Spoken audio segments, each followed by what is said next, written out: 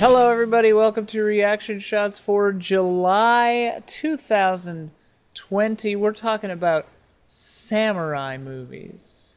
And I am honored to be joined, of course, by Michael Huber. Yo. And by our two esteemed guests, returning guests now, both of them, Tokyo Slim and Hi. and Matthew Walden. Hey there. Two fan favorites. I am so glad to be back. I miss everyone here in these four quadrants. Tokyo Slim, it's nice to meet you by video, but Nice to talk to you as well. Hubert, Ian, I miss hanging out with you. Every time I'm on reaction shots, I leave with like a high. I walk off the sound stage on like I was just on reaction shots.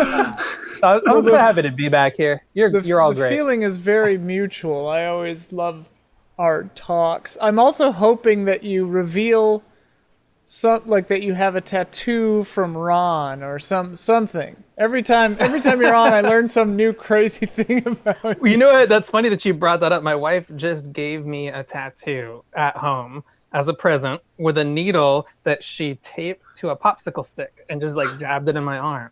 It's like very romantic of hardcore. her. Yeah, Dude. it's quarantine. We're a couple months in, so it's time to get a little wild. Yeah, it's right here on my arm. She did the Big Dipper. Oh yeah, I was impressed. She did a good job. that looks good. Yeah. You guys are like you guys are like living down by law or something. It's just We're very Jim Jarmusch. yeah. We fit the stereotype, that's for sure. Oh yeah, he's doing a Q&A. You sent me that link. Jim Jarmusch Q&A coming up. For Ghost Dog. Ghost Dog, yeah. Yeah. So they're doing a Hannibal reunion Oh my God, really? coming up. Yeah. Well, that's exciting. Is that a portent of things to come? Hannibal season 4? Who knows? I don't know. I'm excited for the What Have You Liked Lately segment, but I'll start with you guys. Huber, Tokyo Slim, Matthew, anyone see anything that you liked lately that's off theme? Ooh, off theme. I just watched. Hold on one second. What's it called again? I just watched it like today. In the Cold of Night is a. It's kind of like a Skinamax B movie that got made in the 80s, and Vinegar Syndrome re-released it on HD Blu-ray, and I watched it, and it's set in LA, but like it's the most weird, dreamlike Los Angeles. It's like, you know, they got all of Don's fog machines out of storage, and like, you know, not typically a foggy city in the Not summer. usually. And you know, like there's just ridiculous dialogue, and the whole it does not go where I thought it was going to go, which is always a great thing for me anyway. Well, Like, you had 'cause, me like, at you know- Skinamax for sure. yeah, it's definitely there. I believe when it first got released, it was X-rated, and then they cut it down to R, and then with this re-release, it's Oh, now NC-17. okay. So they added some stuff back into it. So it's not an adult movie, but it's for adults, obviously. Do they still have the transfer is great, and it's totally like. Sorry, go ahead. No, you go ahead. It's totally like vaporwave aesthetic, like neon pinks and blues, and you know, fog machines, and then like just like chromed everything, and it was a pretty enjoyable watch. I liked it. And what's it called again? In the Cold of the Night, and it's Okay. very, very poorly reviewed. I think if you read any like reviews on it, I don't know. I liked it personally, so maybe I'm the crazy one, and I've just been watching way too many samurai movies. And Like what you anything like, different man. than- Like what you like. Yeah. But I thought it was pretty good, and XWF Outlaw, who is a member of the community, also got it recently and reviewed it more in depth than I did, and he also enjoyed it. So there's at least two of us that like Well, this and movie. it put, I know it's the different lyrics, and I guess they're referencing something else, but it put that scene from Toys in my head when she's in the bathroom singing "In the Heat of the Night." That part. Right, Yeah. that's I what we actually were- really like Toys. That Toys movie is isn't well great. reviewed, but I like Toys. Underrated. Toys, It has such a surreal atmosphere. It's There's so no other movie weird. that feels like it. Yeah. yeah, it is so bizarre. It's like got Pacing Nightmares toys, but it's like such a fun. My sister and I quote toys all the time. Like, anytime our food is touching, we're always just like, my food's touching. I hate it when food touches. I'm a military man. I want a military meal. LL Cool J, and that is insane. Do they still make X-rated movies? Or is that just like porno now? It's NC-17 now. Okay. The part in toys where LL Cool J is like camouflaged as a couch is one of those visual metaphors that always like pops into my head at the weirdest times when I see like a very ornate couch or whatever. I'm like checking for LL Cool J Like, in the pillows. Is that you, LL? Does anyone know the first X-rated movie? Was it Midnight Cowboy? I believe it was Midnight Cowboy, yes. Great trivia, nice. Yeah. Midnight Cowboy is a great movie. I didn't see it till like last year. I missed out on it. It's really weird and It's interesting. good. It's good. I love how specific of a story it is. I don't want to give away the ending, but when the credits roll, you're like, oh, that's what this movie was about. Yeah. About those two dudes. Yeah. And like it's got one of those iconic, you know, like Blade Runner, like Tears in Rain, like ad-lib lines that's just became the most famous thing ever. The hey, I'm walking here is like an ad lib because that car. Yeah, I didn't know that came from to, that movie. Yeah, that car wasn't supposed to. It like they were making a bunch of cars wait, and that one just sped through and almost killed Dustin Hoffman. Which would have been a much shorter, worse movie. Yeah. Huber, you see anything lately that you liked? No, just watch. Everything's on topic. No. All right, well that's good. You're very disciplined. I appreciate that. My wife and I always watch things when we eat lunch and dinner. So our current queue is the Vampire Diaries television universe and the originals. Okay. Dude, I thought this was gonna be like some Twilight-esque teenage vampire like romance show, and dude, shit gets dark as hell and so brutal. Really good horror, like really good just like use of shadow and like horror elements, really good gore, like people get their hearts ripped out and like decapitated. There's like a 10 out of 10. I was talking to Don about this because Don loves special effects, and I was like talking about I love when people pyrotechnic people like are on fire in fire suits. Incredible sequence in one of the seasons where this guy is just on fire in the kitchen, like walking. He's like, ah! He's like burning, dude. It's so intense. That made me think of the scene in Scrooged when that guy's on fire and it does that freaky like la la la la la la la soundtrack. I'm just like syndroming all over the place because I love it. That reminds me of The Magicians when I was like watching The Magicians season 1 or whatever, and I was like, oh, this is a fun little, oh my god, this gets so intense now. Totally, dude. Like, similar vibes, yeah. I actually watched like 3 seasons of that before I gave up on it. Yeah, I watched season 1. I think like they had seasons 1 through 3 out, but like 4 wasn't out on Netflix. I want to go back and finish it because I know it just ended. I just saw a banner ad earlier today for Penny Dreadful City of Angels. I didn't even realize that was like out. With Nathan Lane. Natalie Dormer's in it. Nathan Lane's in there? Nathan Lane, dude, is one of the leads. Yeah.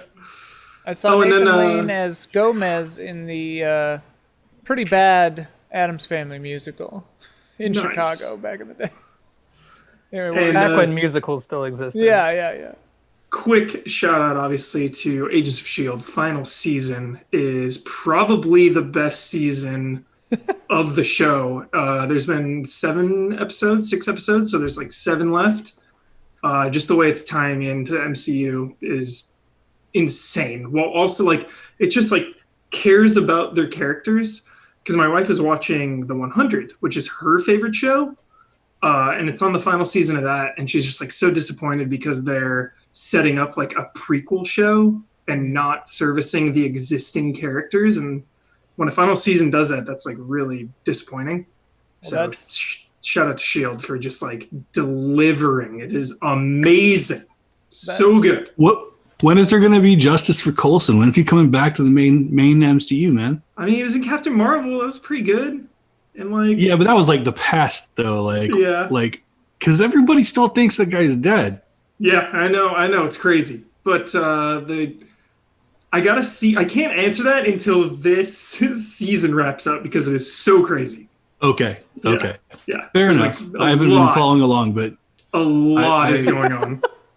I think if he comes back in a movie, I'll have to go back and watch Agents of S.H.I.E.L.D. And that's how you get me to watch Agents of S.H.I.E.L.D. is you Hell put him yeah. back in the Hell movies yeah. again. Yeah. Dude, I hope. Never know. Phase whatever, 4 or 5, whatever phase we're on. New. Yeah. It's a whole new. Phase 2020. Yeah. Matthew, you see anything lately that you liked? Yes, I have. I've been watching Paranoia Agent, the anime by Satoshi Kon, which I really like Satoshi Kon a lot. Paprika is one of my favorite movies, and Millennium Actress is cool, and dude. Perfect Blue. I'd never seen this anime, Paranoia Agent. I found it hard to track down, actually, but it's finally out on streaming. It's so good. It kind of crystallized for me a lot of the stuff that's on this director's mind. Like, the show is about some random assailant who, in the middle of the night, hits people with a golden baseball bat and then skates away on roller skates, which sounds like an odd setup for a show, but he uses it to kind of delve into the way people buy into imagery and narratives about themselves and about the culture and how that shapes our choices. And it was like, oh, this is what all his work is focusing on, all his movies. This guy has like even more on his mind than I assumed at first. So I highly recommend it. If you like him, check out Paranoia Agent. It was great. I watched Have any of you seen it? Yeah, I watched it back in college. My memories are foggy, but yeah, it used to be on Adult Swim, I guess. It's probably why I'd seen it. But yeah, that kid with the baseball bat is freaky. That and Boogie Pop Phantom I would watch a lot in that era of my life.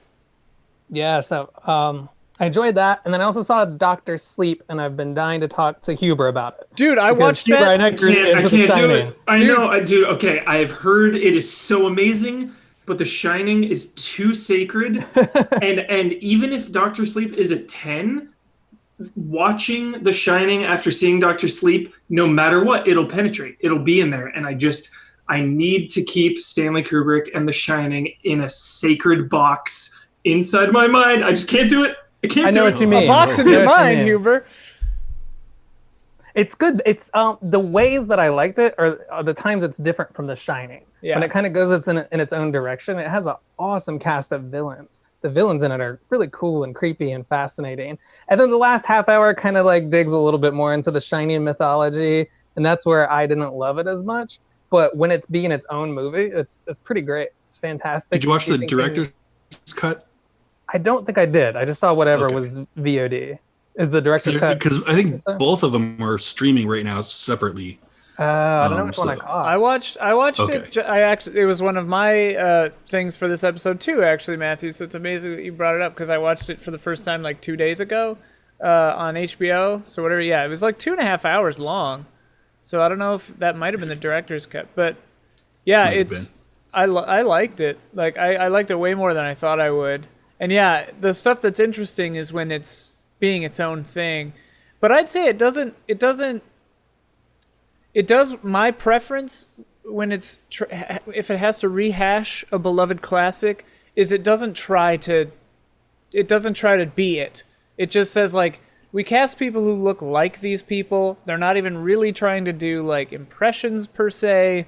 It's just like you know who they are. It's fine, like, which is good and way better than doing CG people. I am so glad they did not do CGI faces for the people who are returning characters. Yeah. That would have been a slap in the face. Yeah, it would have been bad news. Yeah, it's funny because it's like I don't know, Matthew or Tokyo Slim. Maybe you guys agree. I don't think it impacts the legacy of The Shining. Really, it's almost different enough where the new movie feels like it's in its own box, and you can either take it or leave it. Especially because they have a different actor play Jack Nicholson's like flashbacks, so you're not really like altering your perception of the original Shining, which I like. You're like, that's not Jack Nicholson, but also you're not really screwing with The Shining, so I appreciate that. Ian, virtual hug. I mean, I've been too scarred. I've been too scarred with Prometheus. I can't. Yeah. I can't risk it. I know. I know. Doctor Sleep is probably like really good, way better than Prometheus, but like I can't risk it. This is a flawed analogy, but to me, it's more akin to maybe Suspiria remake, or but it's not a remake, so it's more akin to maybe Blade Runner 2049, but even less direct of a sequel. It's weird because it's a very direct sequel in some ways and not in other ways. It's hard to quantify. Like a standalone sequel or something. Yeah, kind of. Not really, but anyway. It's like a sequel to a movie that didn't actually happen. Yeah. Like there's a Shining movie that occurred prior to this one, but it's not the one that you saw. Yeah. It's like the same, general idea, but it's like, like this is the prequel to a non-existent film, essentially. And sequel to a yeah, and it incorporates the book in some interesting ways, which I thought was fun too. I don't know. It just adds it's like it feels like a cool sequel because it expands upon the world of The Shining. It feels like a superhero movie because it's like you're learning more about like The Shining, like powers, like it's got like magic powers. Yeah. It's cool. Sick. The hero is cool too. The new girl. Yeah, she's who kind of takes the mantle from Danny. She is great. I don't think I've seen her in anything before. I wish I knew her name. Amazing actor. That kid's gonna go places. Yeah. She did a great job. And the like you said, the villain is just such a blast. Like they're so cool. That's fun. Anyway, anything else, Matthew? That you? I saw Baby Teeth. You ever see Baby Teeth? I heard about it. I can't go there. Yeah, it's an intense movie. I would actually not recommend it if you don't want to be sad and bummed out. Yeah. But the acting was good. It has the mom from Babadook in it. It has I can't remember her role. The daughter in from Sharp Objects. Yeah. Oh, okay. The young one who you're like, oh wow. And then there's also the guy from Animal Kingdom. He's like a character actor from Australia. He's in like a billion things. You'd recognize him if you saw him. He's got a mustache. All of them like turn in their best performances. Got a little teared up though, so beware. User advisor. It's a sad movie. It's like if The Fault in Our Stars was an indie drama with cooler actors. Kind of. That's the vibe of it. Harsh. It looks really sad. I liked it. It was good. You maniac. I saw, for the first time ever, even though I'd heard about it, good things, I saw The Witches of Eastwick for the first time. And my God, that movie rules. I loved it. I've never heard of it. Oh my God, dude. Speaking of Jack Nicholson. Wow. Jack Nicholson, Cher, Michelle Pfeiffer, and Susan Sarandon just having a blast in this zany, directed by George Miller. Zany, bizarre ass movie. Have either of you seen it, Tokyo or Matthew? I've always wanted to. It was one of those I wasn't allowed to watch when I was younger, and I was like, when I'm grown up, I'm gonna watch that movie. I still haven't seen it though. You will love this movie. I shit you not. I believe it. We rented it on Amazon. It's so bizarre. I'm pretty sure I saw it out, and like I get this movie confused with like 3 other movies. Yeah. But like I'm pretty sure I saw it when it came out. Maybe not theatrically, but maybe on VHS way back in the day. Yeah. It's not The Witches, and it's not the Disney one that I think exists, but maybe I'd invented in my mind. I have a shot of like trees from afar, and there's like a scary witch in the trees, and I remember thinking that was a Disney thing, but I can't remember what I'm thinking of.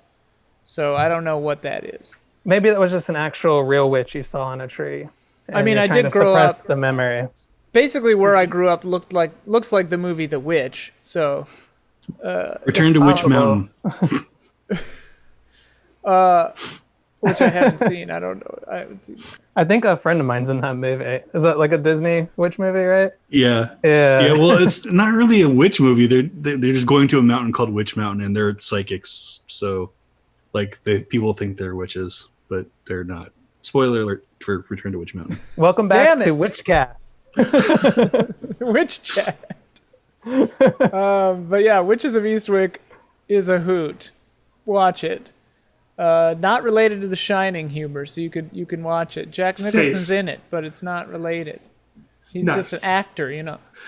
And then I also started Nirvana the band, the show, of which I've seen many clips, but have never seen the show. And so I had to buy the season on Amazon to watch it because there's nowhere else to watch that. Which will be a theme that'll come up again in this episode. There was one movie that several people recommended that I could not find at all, legitimately. We'll get into that. But yeah, that show's weird and funny. Anyway, are you guys ready to talk about samurai movies? This has been an oft requested theme for reaction shots, and so here we are. Hopefully we only partially failed your expectations. But I started out, I asked a few questions of our patrons, so I'll pipe in with a lot of comments from them. Some of them are kind of long, but they're all really good. So, but I just started out with favorite samurai films. And I'll toss to you guys first. What are some of your favorite? If you had to pick one favorite each. Seven Samurai. Okay. Matthew? Hit him with that buzzer fast. Yeah. Best ever. One of the best movies ever. I watched it for the first time last night. So awesome. Yeah. I hadn't seen it since college, so it was awesome to have an excuse to settle into the 3.5 hour epic. And yes, it's just the best. I just love it.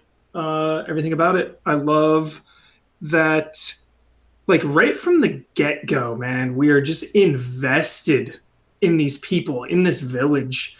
And then, of course, all the samurai you meet along the way, like, even the ones that don't have that much dialogue compared to the others, like, they're just real characters. Like, this movie has real freaking characters. And I was just, this is kind of a theme with a lot of these older movies, is like not a lot of music, right? In older movies compared to now, like movies now, right? They just have like 80% music all the time. And it's just like so many of these moments where it's just like in a room with people talking, pure silence, except for them talking.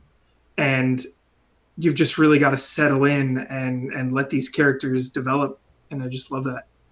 What I loved about it was, and that is also a common thread in a lot of the samurai movies, but, obviously it's just a trope or not even a trope, but it's in movies. But, like, I was often surprised by how kind these professional warriors are, like that's like in Seven Samurai, like so many of these main guys are just like, they're gruff, but they're like really good dudes, which I really like. And like that happens in, Jimbo and 13 Assassins and stuff, is like, the warmth bubbles up of these people. And like Seven Samurai you just really come to care about these samurai because like the setup for the situation is just so good that these farmers just need help and they can't pay, and so like this older guy's just like, all right, like this might be the one that kills me, but I'm gonna help you because it's the right thing to do. And it's just like, damn. The younger one who, like, when they're out of rice, the younger one just like tosses them some coins. Right. It's so good. Just, like, little moments like that, or like even the one and then he's like, hide those coins, you idiots! They're coming back. Or the one samurai, they're trying to recruit the samurai, and one of them is like, yeah, well, I feel bad for the farmers and stuff, but I'm just more intrigued with you, so I'm gonna follow you. Yeah, your character interests me. Yeah, so everyone just has their vibe. They're so endearing. Yeah. Yeah. It's so good. We'll talk about it a lot, I'm sure, throughout this episode. One of the really cool things about Seven Samurai is that it's one of the, I think it's one of the most universal stories. Obviously, it's been remade in the West as other, as Westerns. Love Magnificent Seven as like other stories. It shows up in like Star Wars related stuff like Mandalorian. It shows up everywhere. It's such a great just thematic story that it transcends like the language barrier and the black and white thing, because a lot of people don't like black and white movies. This movie, I even if you don't like black and white movies, I urge you to give it a shot. It's not the most beautiful movie there ever was filmed in black and white, but it does the job, and the story is so engaging and relatable in ways that have been recognized, obviously over the past decades or whatever, throughout cinema. So it's definitely worth checking out just for the historical perspective alone, and seeing like where the whole band of misfits assemble tropes kind of just started. It's like the original Mass Effect 2, Avengers Assemble. Getting the band together and going out to fight an unbeatable foe is like that's kind of like the cinematic genesis of a lot of those different tropes. And so sick. It's got Mifune, right? Is the main, or not main guy, but like the zany guy.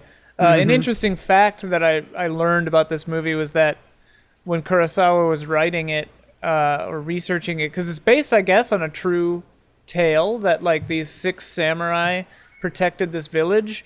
And Kurosawa said he was like partway through, he changed who Mifune was going to play because he was like, 6 sober samurai is boring. We're going to invent this like crazy guy to like spice it up and make it 7. Nice. It's the wackiest I've seen Mifune. Mifune is one of those people who just transforms into a different human being every movie he's in. And he never goes to like, here's my stock samurai archetype, I'm just gonna play this gruff dude. Like he's like Jim Carrey kind of wacky in Seven Samurai. He's like a total oddball. In other movies, he'll play like a mad tyrant. Or like in Yojimbo, he'll play kind of like this gruff outsider, like Spike in Cowboy Bebop or something. But this one is him at his wackiest that I've seen. It's kind of funny to go on and see other Mifune movies and realize that guy can do a whole lot of different people. Well, and Rashomon, he just like laughs the entire time. Just like well, and this one he's like making like animal sounds all the time. He's like just like running around and like all the time. It's awesome. Well, what's cool about this movie too is I didn't expect it to be 4:3 because it was the 50s, so that's like late for that.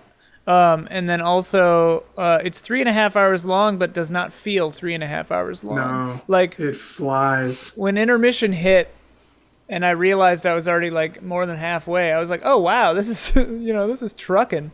I've watched some 80-minute movies that felt like 3.5 hours. Totally. Totally. Matthew, I want to say there's maximum, like the culmination of ranged filth in this movie. Oh yeah. Just every time somebody goes down by a musket or a bow and arrow, I'm disgusted. Sometimes the bow and arrow kills are good. Yeah, so like sometimes the good guys do. But yeah, the musket. So rare. That's what I liked about the whole planning. I mean, there's a lot of 13 Assassins. Well, there's a lot of this in 13 Assassins, obviously, but like they do a lot of like planning, and something I love in this, a theme that they go back to, is crossing off the number of people they've killed, But I also loved how them like transferring knowledge to each other about like, okay, they have 3 muskets, like watch out for that. Okay, we got one of the muskets, like it's so cool. Matthew, what's your favorite? My favorite is a movie called Lady Snowblood, starring one of my favorite actors, Meiko Kaji. Has anybody seen Lady Snowblood? Yes. It was on my list. I'm gonna do a hard sell on it. So basically, if you want an entry point to this movie, Kill Bill gets a lot of its inspiration from Lady Snowblood. Lucy Liu's character in Kill Bill is kind of inspired by Meiko Kaji, who is one of just like the most badass Japanese actors from the 60s and 70s. She plays a lot of like revenging killers, and Lady Snowblood, she's trying to get vengeance for her mother. So she's sent on this revenge quest to check off a list of dudes on her assassination mission, very much like Kill Bill. There's some amazingly beautiful sword fights in the snow, a lot like the ending of Kill Bill. I find a lot of samurai movies are more dramas than action movies. When I first started watching samurai movies, I was expecting them to be like nonstop action, sort of like a kung fu movie, like a Shaw Brothers thing. And a lot of samurai movies are kind of sedate period dramas, and maybe you get one or two sword fights in there. Lady Snowblood is if you're looking for action samurai movie. If someone gets sliced with a sword in Lady Snowblood, there's going to be like geysers of blood spitting out. It's very artistic. It does these things where a character will come on screen and it'll freeze frame and they'll put their little name next to it, and you're like, oh, that's where Tarantino's grabbing some of this. It just has a very forward style from being a movie from the early 70s. Cool. Because I love Meiko Kaji so much, so I don't bore your viewers to tears, maybe check in with me every 15 minutes and I'll have more to say about Meiko Kaji, but I don't want to dominate the floor here. Please talk as long as you want. Google a picture of Meiko Kaji and you'll see her with this stare of death that looks like, oh man, I do not want to cross her. She has the most intense stare of any actor I've ever seen. Apparently it's because she needed glasses and she was just short-sighted, but it actually gives her characters a lot of intensity. So Meiko Kaji is my favorite samurai actor. She's in a couple of samurai movies, which I'll go on to recommend later in the show. I resign my time. She's awesome. So wait, go ahead. What? One thing I really like about Lady Snowblood too is that it's not. Again, I like movies that surprise me, that don't do the expected thing next. And, you think like a movie of revenge and like checking people off a list, and, like, especially like even Kill Bill, they more or less kind of go as planned, like the people who you were trying to kill die, that kind of thing. Lady Snowblood doesn't necessarily do that the entire movie. There are some unexpected twists that like, kind of frustrate you and her, along the way that make it a little more like it's a little more than just like direct gratification of revenge. And the story of revenge that she's on ends up being a much more complete and fulfilling arc because of kind of the frustrations and lack of closure along the way. So when she does finally get closure, it's not necessarily like the closure she started it out seeking, but it like became the closure she needed at the end of the movie. That's a really good observation on the movie. Yeah, it's cool. Can't recommend it highly enough, especially if you want to see some blood and some action. I know that sounds very base, but like I watch a lot of like classic. Nothing base about blood and guts. I watch a lot of classic dramas that are black and white and slow. So if you mix it up, you got to mix it up with the Lady Snowbloods every now and then. And the song that's at the end of Kill Bill is her song. Meiko Kaji is singing that. It's from Lady Snowblood, but Quentin Tarantino put it on the soundtrack for the end of Kill Bill. That's cool. Who I'm blanking on his name right now. Who directed the Revenge trilogy, the Old Boy, Sympathy for Lady Vengeance? Is it Park Chan-wook? Yeah. I wonder how influenced by this he was. It sounds like it has some. Yeah, probably Sympathy for Lady Vengeance. I was watching Lady Snowblood with my wife, and she brought that up too. She was like, "Oh, this reminds me of Sympathy for Lady Vengeance." So, yeah. Sword of Doom has like a straight up Old Boy scene. I was like, "Oh, Old Boy." And Sword of Doom is like 50 something. Yeah. How is that? I've wanted to see that. That's Hideo Gosha, right? Yeah, I haven't seen it. You were talking about Lady Snowblood, and it sounds very similar. We just follow like a sadistic samurai. Like he's the main character, and he's like a bad dude, and he does some pretty horrible things. Shit. I don't want to spoil it. Don't spoil it. Yeah, because like I will say there's only one of these movies, but there were maybe supposed to be more. Oh. So yeah, like it's kind of impossible to talk about that movie without talking about the ending. Sort of Doom 2 with like, Sort of Doom though. It's really cool. It's similar, like fights in the snow. Mifune is like the old veteran teacher, and like his pupil is like looking for revenge on the main character and stuff. Just a really cool revenge movie. There's like a lot of subplots going on. It's a pretty wild movie. Again, I can't really explain it all without talking about the ending, because it's a weird one. It's a really weird one. Just know that going in. That Sort of sounds Doom is awesome. weird. Yeah. Tokyo Slim, what's your favorite?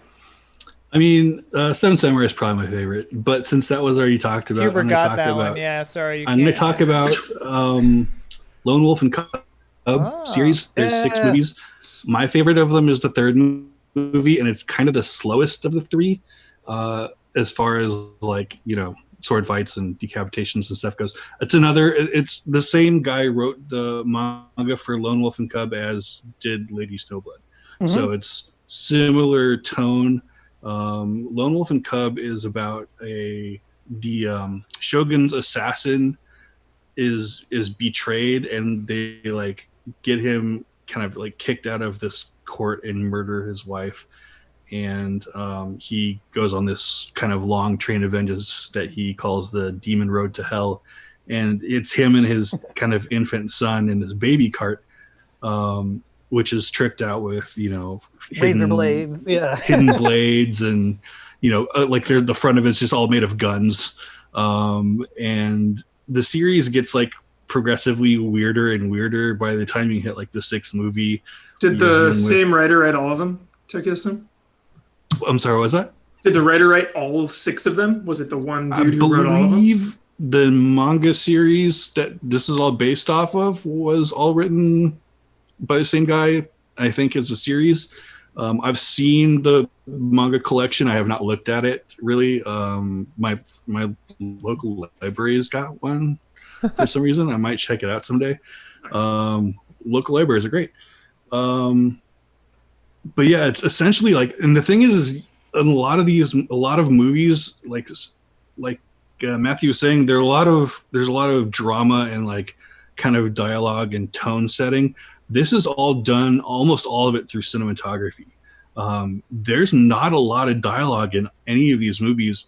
There's like expository dialogue every once in a while, but most of it is kind of like bonds. It's just him bonding with his son.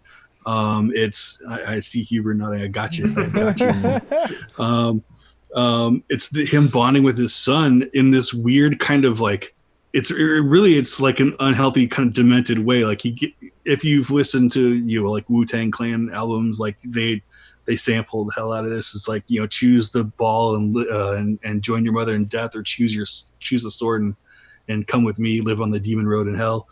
Like he gives his like toddler this choice, and like the kid like has no idea what's going on, and, you know, obviously chooses the sword, and it's like, all right, well, this is it. You made your choice.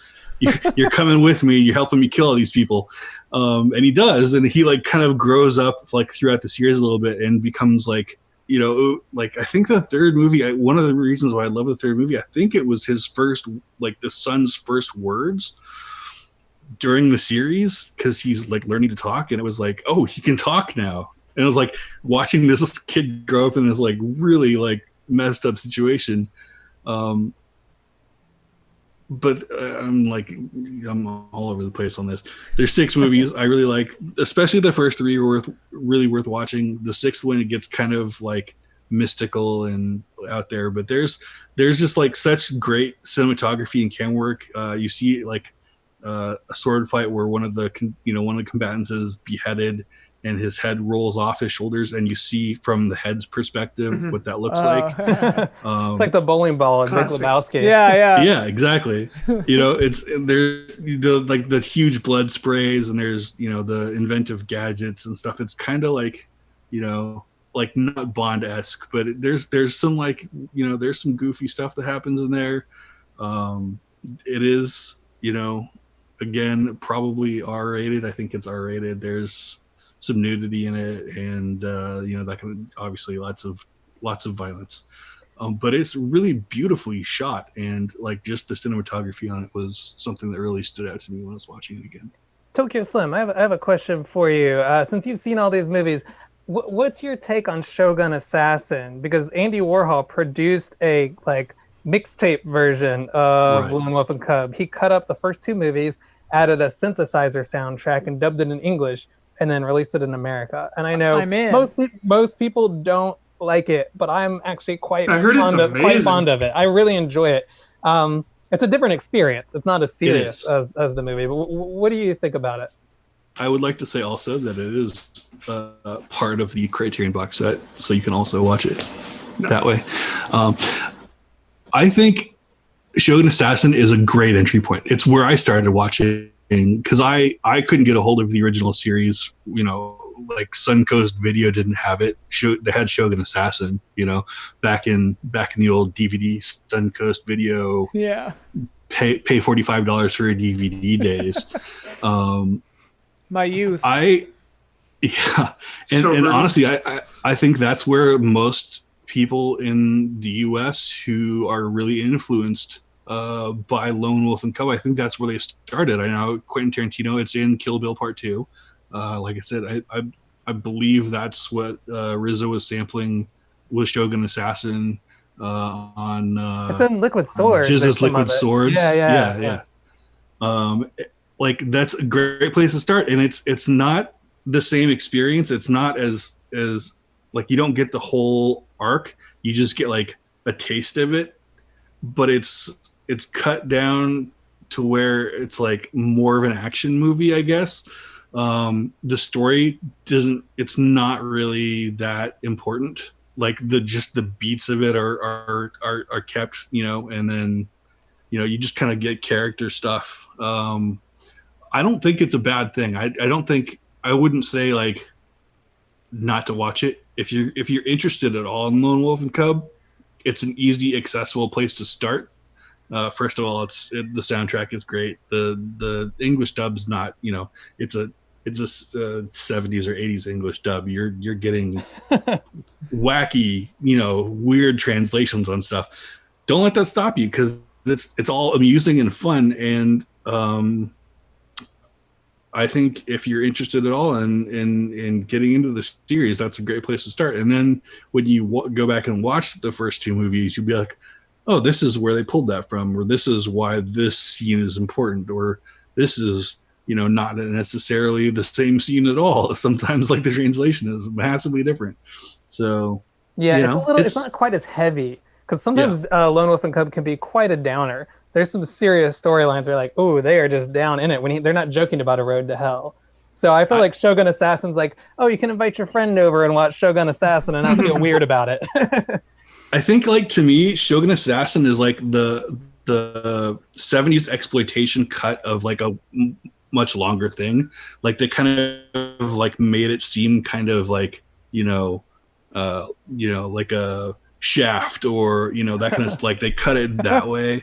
And it's, it doesn't suffer from it because it's such a great story, and you still kind of get the gist of it, and it just kind of whets your appetite for more, as far as I'm concerned. Well, and like as an art project, I sort of love that idea of just like cutting up and remixing, especially if it's like a series. Like I feel like you could do that with like The Thin Man or something, where there's like 8 movies. You could just like mix and match them, like put them all into some weird thing. And just like throw synths on them, of course, because you have to. I love it. Was saying, good gateway. Yeah.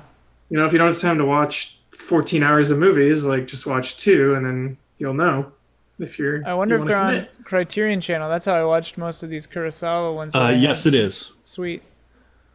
I want to point out that all 6 movies are an hour and a half or less. Nice.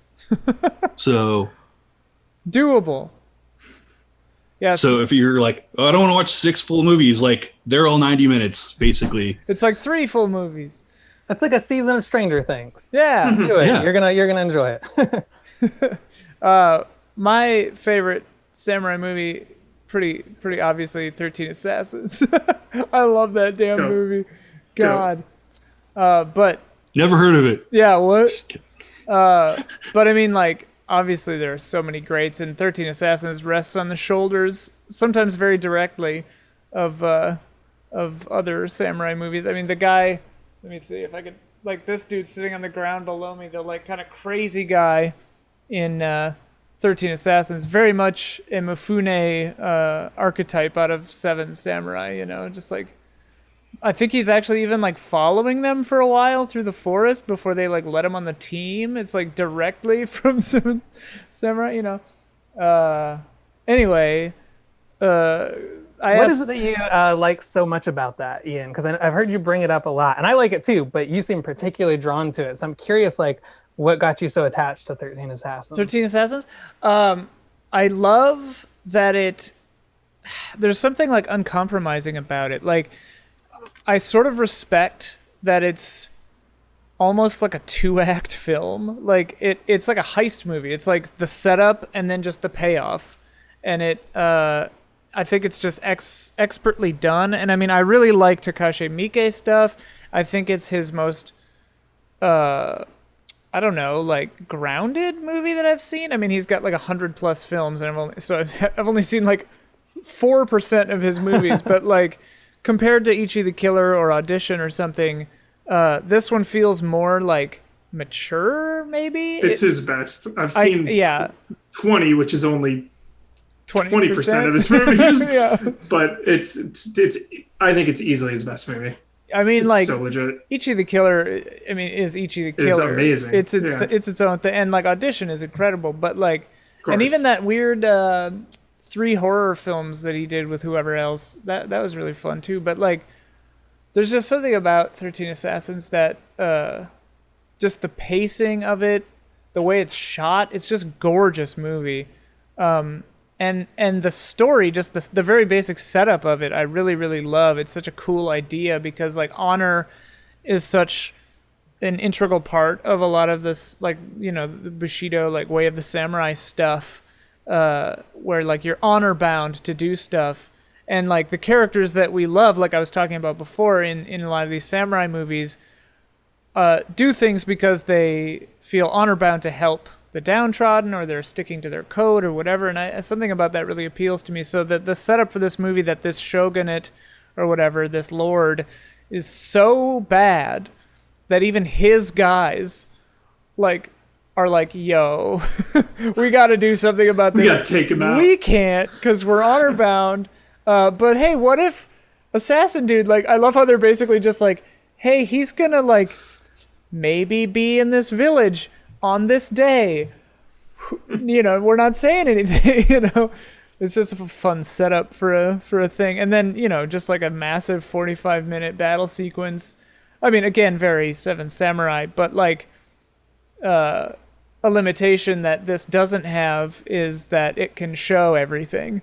And so there's not any confusion as to like, why did that guy just die? Like, there's one character I really, really liked in Seven Samurai who dies at a point, and I actually rewound it because I was like, what happened to him? I'm like, who got him? What happened? I feel like at that party in you hear a gunshot. I think it's a gunshot. Yeah, really you hear unclear. A gunshot. It's but it like so unclear. The gunshot happens when he lands, so it's like weird. Yeah, so but it's just like a limitation of it being 1954 or whatever. Whereas this, it's just like, you know very well why people have died. And it's just they plan it and execute it very well. I don't know, that scratches something in my brain. For this, I've watched Blade of the Immortal. Yeah, dude. And I like that one. I didn't even know it was Takashi Miike. I was like, whoa, oh my god, look at this. The double feature. Blade of the Immortal and 13 Assassins. Dude, yeah. Dude, what a movie. The lead is the lead in Judgment, which is the Yakuza spin-off game. Oh, so cool. I was like so into that from the get-go. And then of course just anime vibes, dude. Just like this gang of enemies that he fights is like, reminds me of the Akatsuki. You always hear me say Akatsuki, Ian. Yeah. Because it's this, if I'm not mistaken, gang in Naruto. didn't Miike direct a live action Yakuza? He did movie too, which but like and he did low budget. People keep telling me to watch his JoJo live action movie he did as well. He what now? He did a JoJo live action movie. I mean, I guess the dude makes like 6 movies a year. Like I know he really has. Like he's not going to slow down until he just keels. I love it. I love it, days. dude. Like, I love it. Blade of the Immortal is really cool. Like professional, because sometimes with big battles, it's hard to pull off. It's hard to have stakes when people are dying every second. It just like stops meaning anything, and it's also really hard to like frame. And he does it really well, where he'll like focus on the lead, cutting people down out of frame. And I just think that works really well, especially in this movie, because then like, you know, he'll like be cutting a bunch of people down, and then they'll show like a really good kill. Like he'll get someone and they'll like fly off the banister and fall somewhere. So I think just it's really well done. Like the large amount of people getting cut down. It never feels like, all right, this is stupid. Well, and something I appreciated about Blade of the Immortal, I saw it in theaters when it came out, so it's been a while, but like the way that your battle strategy changes when you can't die, like he's just doing batshit stuff because he can't get killed, so he's just like, whatever, like, cut my arm off, screw it. Like, he just like sacrifices body parts. He's just like, whatever. Especially when he fights people better than him. Right. Well, that's what I like about Blade of the Immortal, is he's not that good. Like, he fights like really professional samurai people that are just better than him, and it's like, well, I'm just going to take some hits and get in there. There's also a line that pissed me off and made me such a fan of the villain, because the villain's grandpa got like outed from the samurai school. And he got outed by by like the leader of the dojo, and the dojo is like, you're not like, you shouldn't have used that weapon. Barbarian or axes are for barbarians. He was like talking shit on axes because the lead has like this giant, thick, like samurai looking axe. So I was like, this guy's best. The costumes in that movie are so colorful. Like it's a very visually entertaining movie to watch, because even though there's a lot of blood, there's also a lot of blue and purple and orange and yellow. It feels very cartoony. Also, like, what were you gonna say? Oh, that's something I really like about samurai movies in general, especially color ones, is that they're all like, a lot of them are really like elaborately colorful, saturated colors, and I think that reflects the time period too, because a lot of people like when you think of like olden time stuff, you're like, oh, everything was brown or gray or black and white. You like get this mental image. A lot of the fabrics and dyes and stuff that Japan was using historically at that point in time were like super bright. Everybody had like a pattern, or, you know, mixing matching patterns, or, you know, whatever, that like everything was really like aesthetically interesting back then. Yeah, that's something about his history that gets forgotten. I watched a video about how, you know, we think like ancient Greek was all just white marble, but that's like not true. It's like that was weird later like myth that took off. Anyway, Matthew, you were gonna say something. What were you gonna say? Oh, I was gonna ask if any of you have also seen Takashi Miike's remake of Harakiri. It's another samurai movie he made right around the same time frame as 13 Assassins and Blade of the Immortal. I have not. I saw it for research for this episode, and it ended up being my favorite Miike movie. Oh, wow. It is the saddest, most restrained, most human movie. You almost feel like it could be a part of the Oprah book club, but it's got the nice hard edge of Miike kind of snuck in there, along with some like touchy-feely, like sad, atmospheric movie. So like it starts with like a 10-minute scene of a samurai cutting his own belly, and it lasts for 10 minutes because he doesn't have a very good sword. He's doing it with like a bamboo sword, and it's excruciating to watch because this guy just is going on like, it's like the runtime is literally like minutes and minutes and minutes. 13 Assassin starts with that too. So it opens with that, but then it kind of, Yeah, it kind of does a reverse, almost like irreversible, where it tells you the rest of the story that led up to that Oh, moment. okay. And the guy's life and his father-in-law and his wife. And it's like a very touching, beautiful story. And it ends up having a very, very powerful anti-violence message that really critiques masculinity. And I was like, whoa, I did not think you were capable of this, Miike. I love Miike, but that Yeah. was a different direction than I'd ever seen him go before. That's So what that's highly one of the, recommend it. That's one of the things I just love about Takashi Miike is like he surprises me all the time. Like every time I go, because I saw 13 Assassins and Blade of the Immortal in theaters, and they were very similar but so different. And there is a through line though in both of those and in a lot of these samurai movies is that they're all like surprisingly funny. Like they've got a lot of humor a lot of the time. He does have a sense of humor. Which I really, really appreciate. Like Miike a lot, but Kurosawa as well. Like Yojimbo's funny. It's Yeah, like a it really comedy. is. And Seven Samurai has a lot of comedy in it too. Hidden Fortress is hilarious. Like the C-3PO R2-D2 characters. That's completely So- them. That's yeah. completely them, yeah. So funny, those guys. Oh my goodness. I love it. And like there's something I've noticed in watching movies in Kurosawa stuff, it's a lot of the same actors even. Like I'm pretty sure maybe I'm wrong, but I thought one of the Seven Samurai guys was the like brother-in-law from Yojimbo, but maybe I'm wrong. No, you're probably right. He uses so many of the same he uses guys. the same guys a lot. But what I like about it that's kind of funny is like he uses kind of the caricature things and like your stereotype of this archetype to like immediately make you think like, oh, this is this kind of character. He's the funny one, or he's the like, you know, they all seem to have like a kind of rotund, like jolly guy. But then like he breaks it down a little more and you like learn more about the humanity of this person, which is nice. That's what Sword of Doom kind of did also, Matt, is just like a commentary on violence and like what this sword represents and like what it means to like cut people down. And it like takes its toll. Yeah. And like it takes a lot for him to like realize that. And it's like, does he realize that? It's like you make up your own mind. That's one of the major themes that I think has emerged for me in watching a bunch of samurai movies is how much of them are critiques of samurais and samurai culture. I think even more so than American Westerns. It took a while before American Westerns got to the level of The Searchers has its problems, but The Searcher starts to examine some of the like problems with the archetype of a cowboy. But I feel like most of the samurai movies I've seen from the beginning are already doing like a rigorous process of examination of what was this culture all we've built it up to be.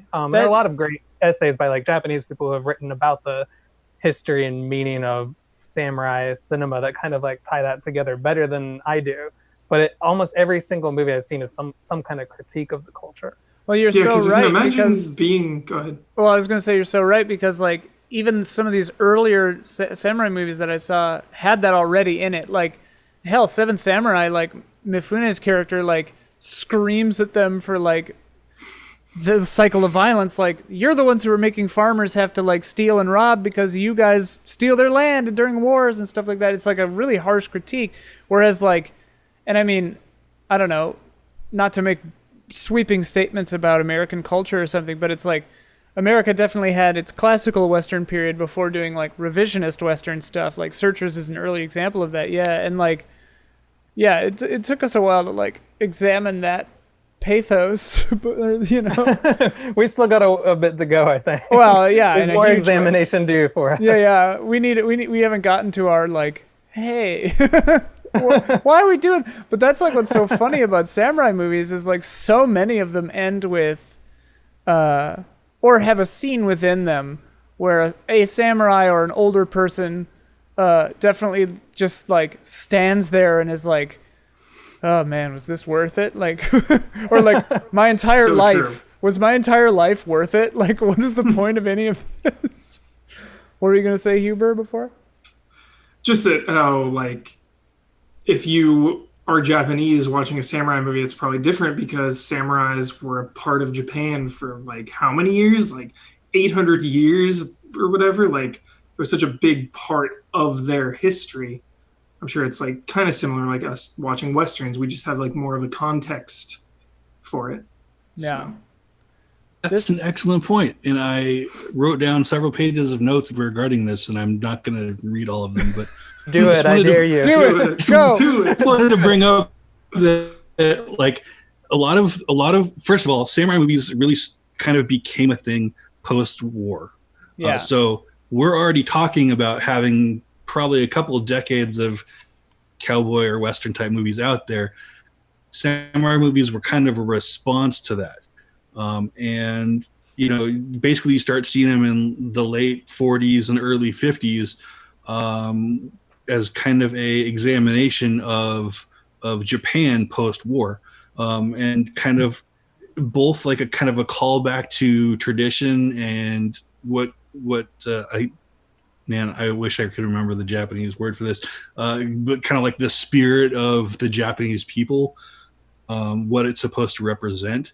And a lot of that is kind of like duty and honor and that kind of stuff. And most of it is fictionalized, kind of like, you know, most Westerns are fictionalized. You know, there's, you know, not, you know, like Seven Samurai may be based on an actual thing, but like the actual drama part of it is very clearly like kind of trying to teach you a lesson. And it's like an allegory of kind of the values that they wanted to represent. Historical accuracy in samurai fiction is not great. And you know, that's something that's just kind of gonna have to deal with. They're stories, they're kind of fables that they're told with particular archetypes, just like Western is. And you get Westerns and samurai movies that kind of either directly just copy each other with, you know, like Seven Samurai and Magnificent Seven, or I don't know if Huber knows this or not, but they just not recently, but like in 2013 remade Unforgiven as a samurai movie in Japan with Ken Watanabe. Yeah. And works just fine. Like it's the same, you know, kind of like archetypical stories. But yeah, like historically accuracy is not important. It's morally, you know, like a moral tale and that kind of stuff. Like the era of Japan's history in which samurai existed was very long, 850, 900 years of time period that, you know, kind of samurai evolved throughout, starting out, you know, earlier on, kind of Ghost of Tsushima type of like time period, all the way up to basically Last Samurai time period, essentially, where like modernization kind of you know, rolled its wheels over like the entire idea of being a samurai and just kind of crushed it into the ground. A lot of people, like has been noted, a lot of times the samurai weren't the good guys. You know, a lot of times they were the ones who were above everybody else and had you know, like entitlement issues, and were just walking around thinking they were hot shit, because essentially they were the top of the food chain when it came to regular people. As if you weren't royalty or you know, like a high government official, essentially like samurai were the top of the heap. And a lot of times they, you know, like historically they would push that issue. They would just stroll into a town and take whatever they wanted and then leave. And then the farmers or who were there or whatever, just kind of had to deal with it. Farmers, weirdly enough, were the second tier down from samurai. And then artists and then merchants were at the very bottom rung of society, which is hilarious to me. It's because they like charging money for goods and services was like, oh, that's like a shitty thing to do to somebody. Like, why would you do that? Here in the States, it's the other way around. Right. That worked out well for us, though. Yeah, it worked out okay. Well, kind of. Historically speaking, it's an interesting thing to see, like what transfers back and forth between cultures and what doesn't necessarily. You know, so yeah, I just wanted to briefly touch on like this entire history of samurai research that I did for just I actually, because hearing you say that actually brings into focus a lot of the things in Seven Samurai that I had a little bit of questions about too, because like, yeah, like when they're trying to recruit the samurai to help their town, like they're thrilled anytime they get any interest whatsoever. And like they bring that one guy in, and he's like, my ambitions are bigger than this. Like, I'm not gonna waste time with this, you know. But the thing that surprised me, that I don't know if it's accurate or inaccurate, and maybe you can elucidate me on this, but like, seemed like there were a lot of samurai like wandering around, and I wondered if that was a dramatization or if that was kind of how it was. Like they're just like lousy with samurai all the time, like all over. When does Seven Samurai take place? Is that during the Edo period? I can't remember the setting. I believe so. They've got guns. Yeah. So that's probably late period. That's probably like mid 1800s, right? Yeah, I feel like I want to say 1850. And I feel like the premise was that like samurai are kind of done, so they're all just like Ronin at that point. Yeah. Another thing to note too is that is going to change drastically depending on where you're at in the country. Like, you know, the shogun is in Edo, but each like daimyo or like, you know, kind of a lord has his own domain, and each domain is ranked depending on the amount of rice that they produce and send to the capital. So the stronger your rice production is, kind of the more important you are, and the more samurai you need to like maintain order, because samurai are essentially bodyguards / cops / you know, army. Basically, they're the only ones who are essentially tasked with, you know, protecting the lord's possessions and the trade routes, that kind of stuff. And they work directly for each daimyo or each lord, and then each lord reports to the shogun, who is kind of the general of the entire country system. But yeah, it's all based on rice production, which is something that not a lot of people know, I guess.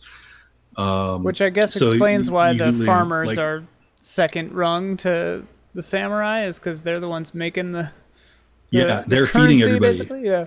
Yeah. And like a lot of like smaller areas, like a lot of small, like Japan's topography is mostly mountains and very few plains. So anybody with access to a lot of plains or like irrigated wetlands could grow an ton of rice, and people who are in the mountains can't. So usually you see like people live in the flatlands areas, Edo, up in like the Miyagi or Akita prefectures. A lot of times those are flat areas. But then like stuff like, you know, Nagano prefecture, it's harder to grow rice there because you're up in the mountains. There's not a lot of arable land, and they're poor. So a lot of times when you see like especially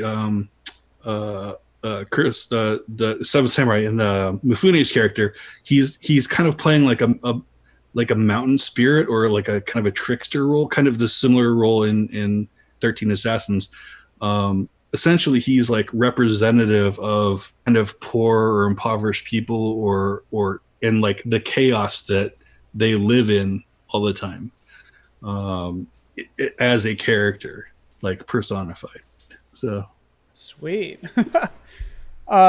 This might be a record for how long we've gone without reading any patron comments.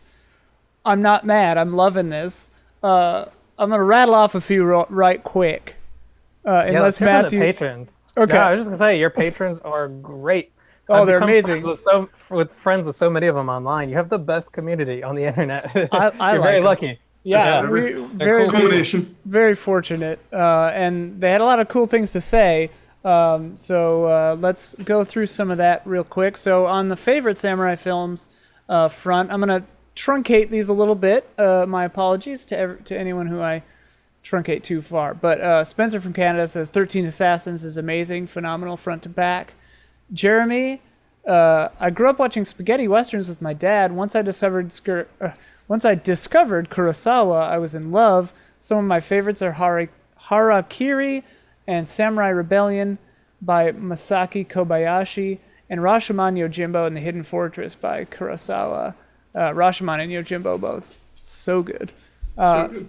My favorite scene in Yojimbo, well, I loved a lot of Yojimbo, but I love how when the guy asks him what his name is, he just leans past him and looks out at the mulberry field, and then everyone else like looks at what he's looking at, and then he's just like, my name is 30-year-old mulberry field, even though I'm 40. It's weird.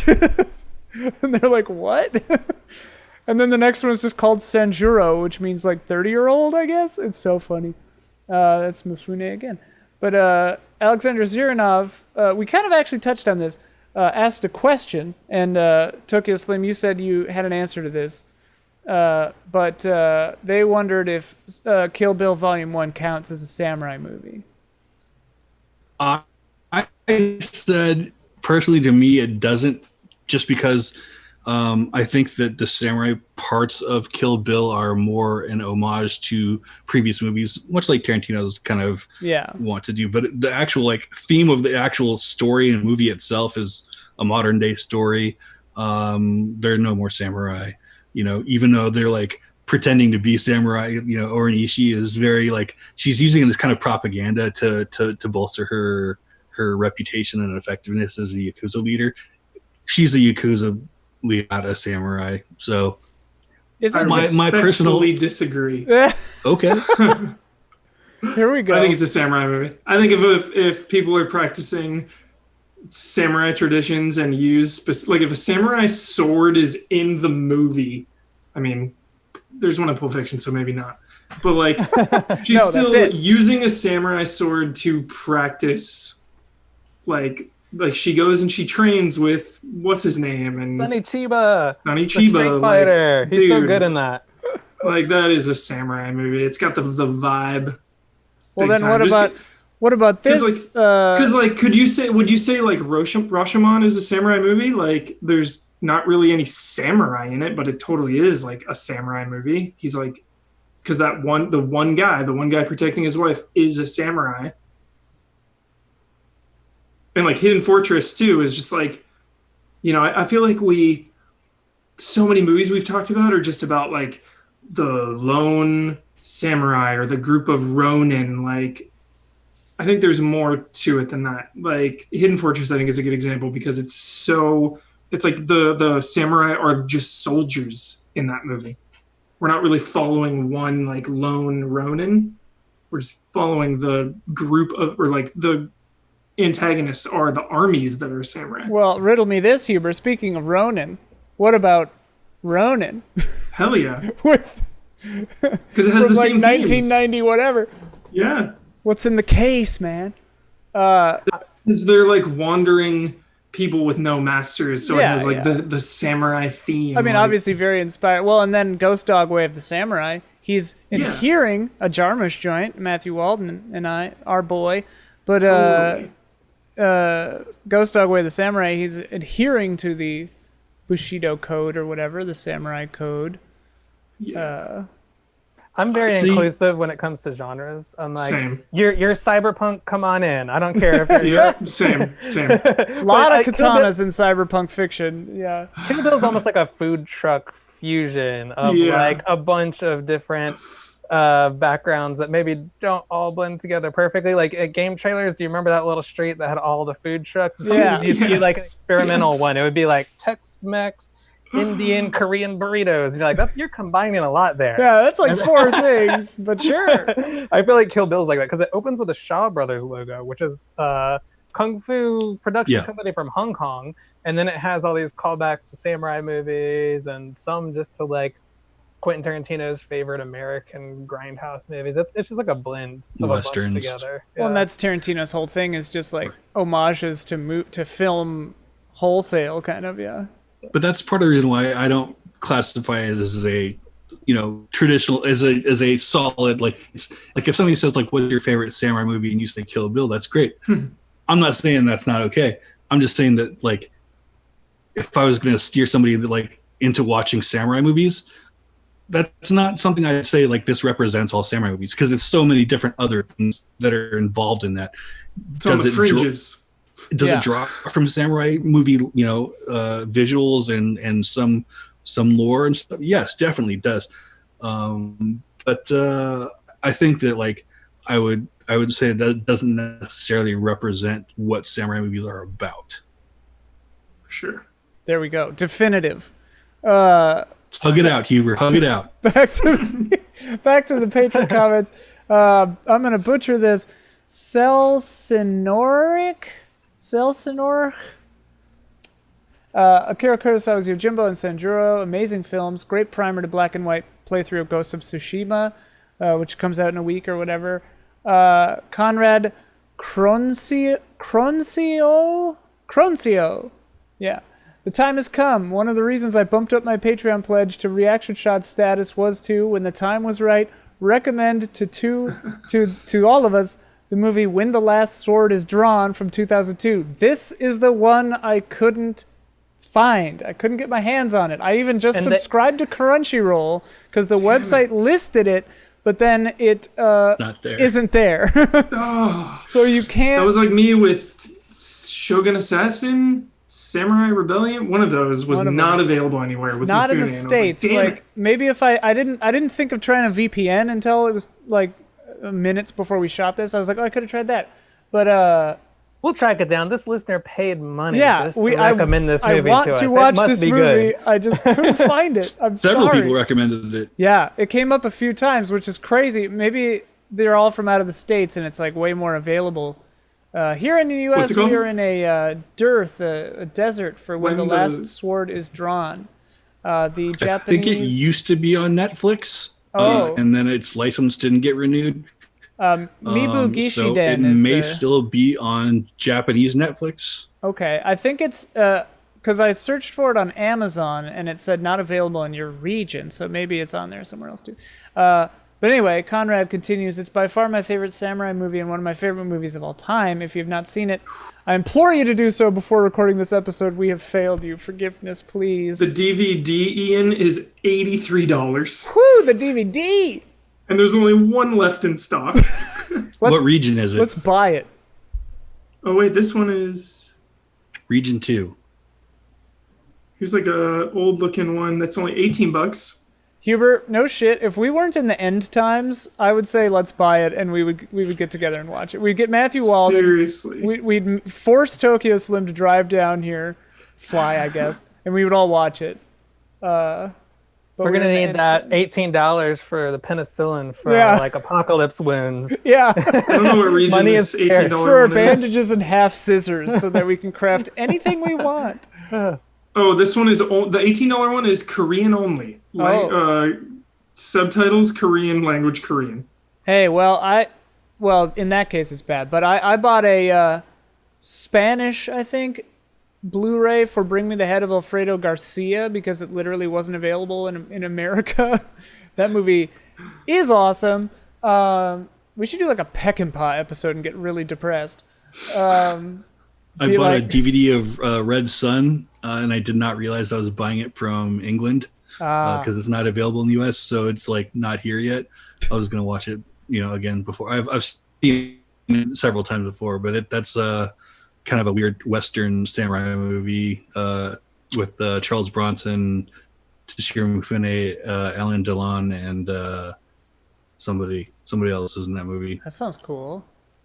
But it's like it's set here in the U.S. and Toshiro Mifune is as a samurai comes over and like tries to recover a stolen sword. It's essentially like Rush Hour or whatever, but before Rush Hour and not comedic at all. It's more of a drama, but same setup. Rush Hour, Charles Bronson and Toshiro Mifune. Rush Hour minus the laughs. Yeah. Yes. So Rush Hour. Boom. Very similar. Boom. Eat it, Rush Hour. Rush Hour's fine. Rush Hour's fine.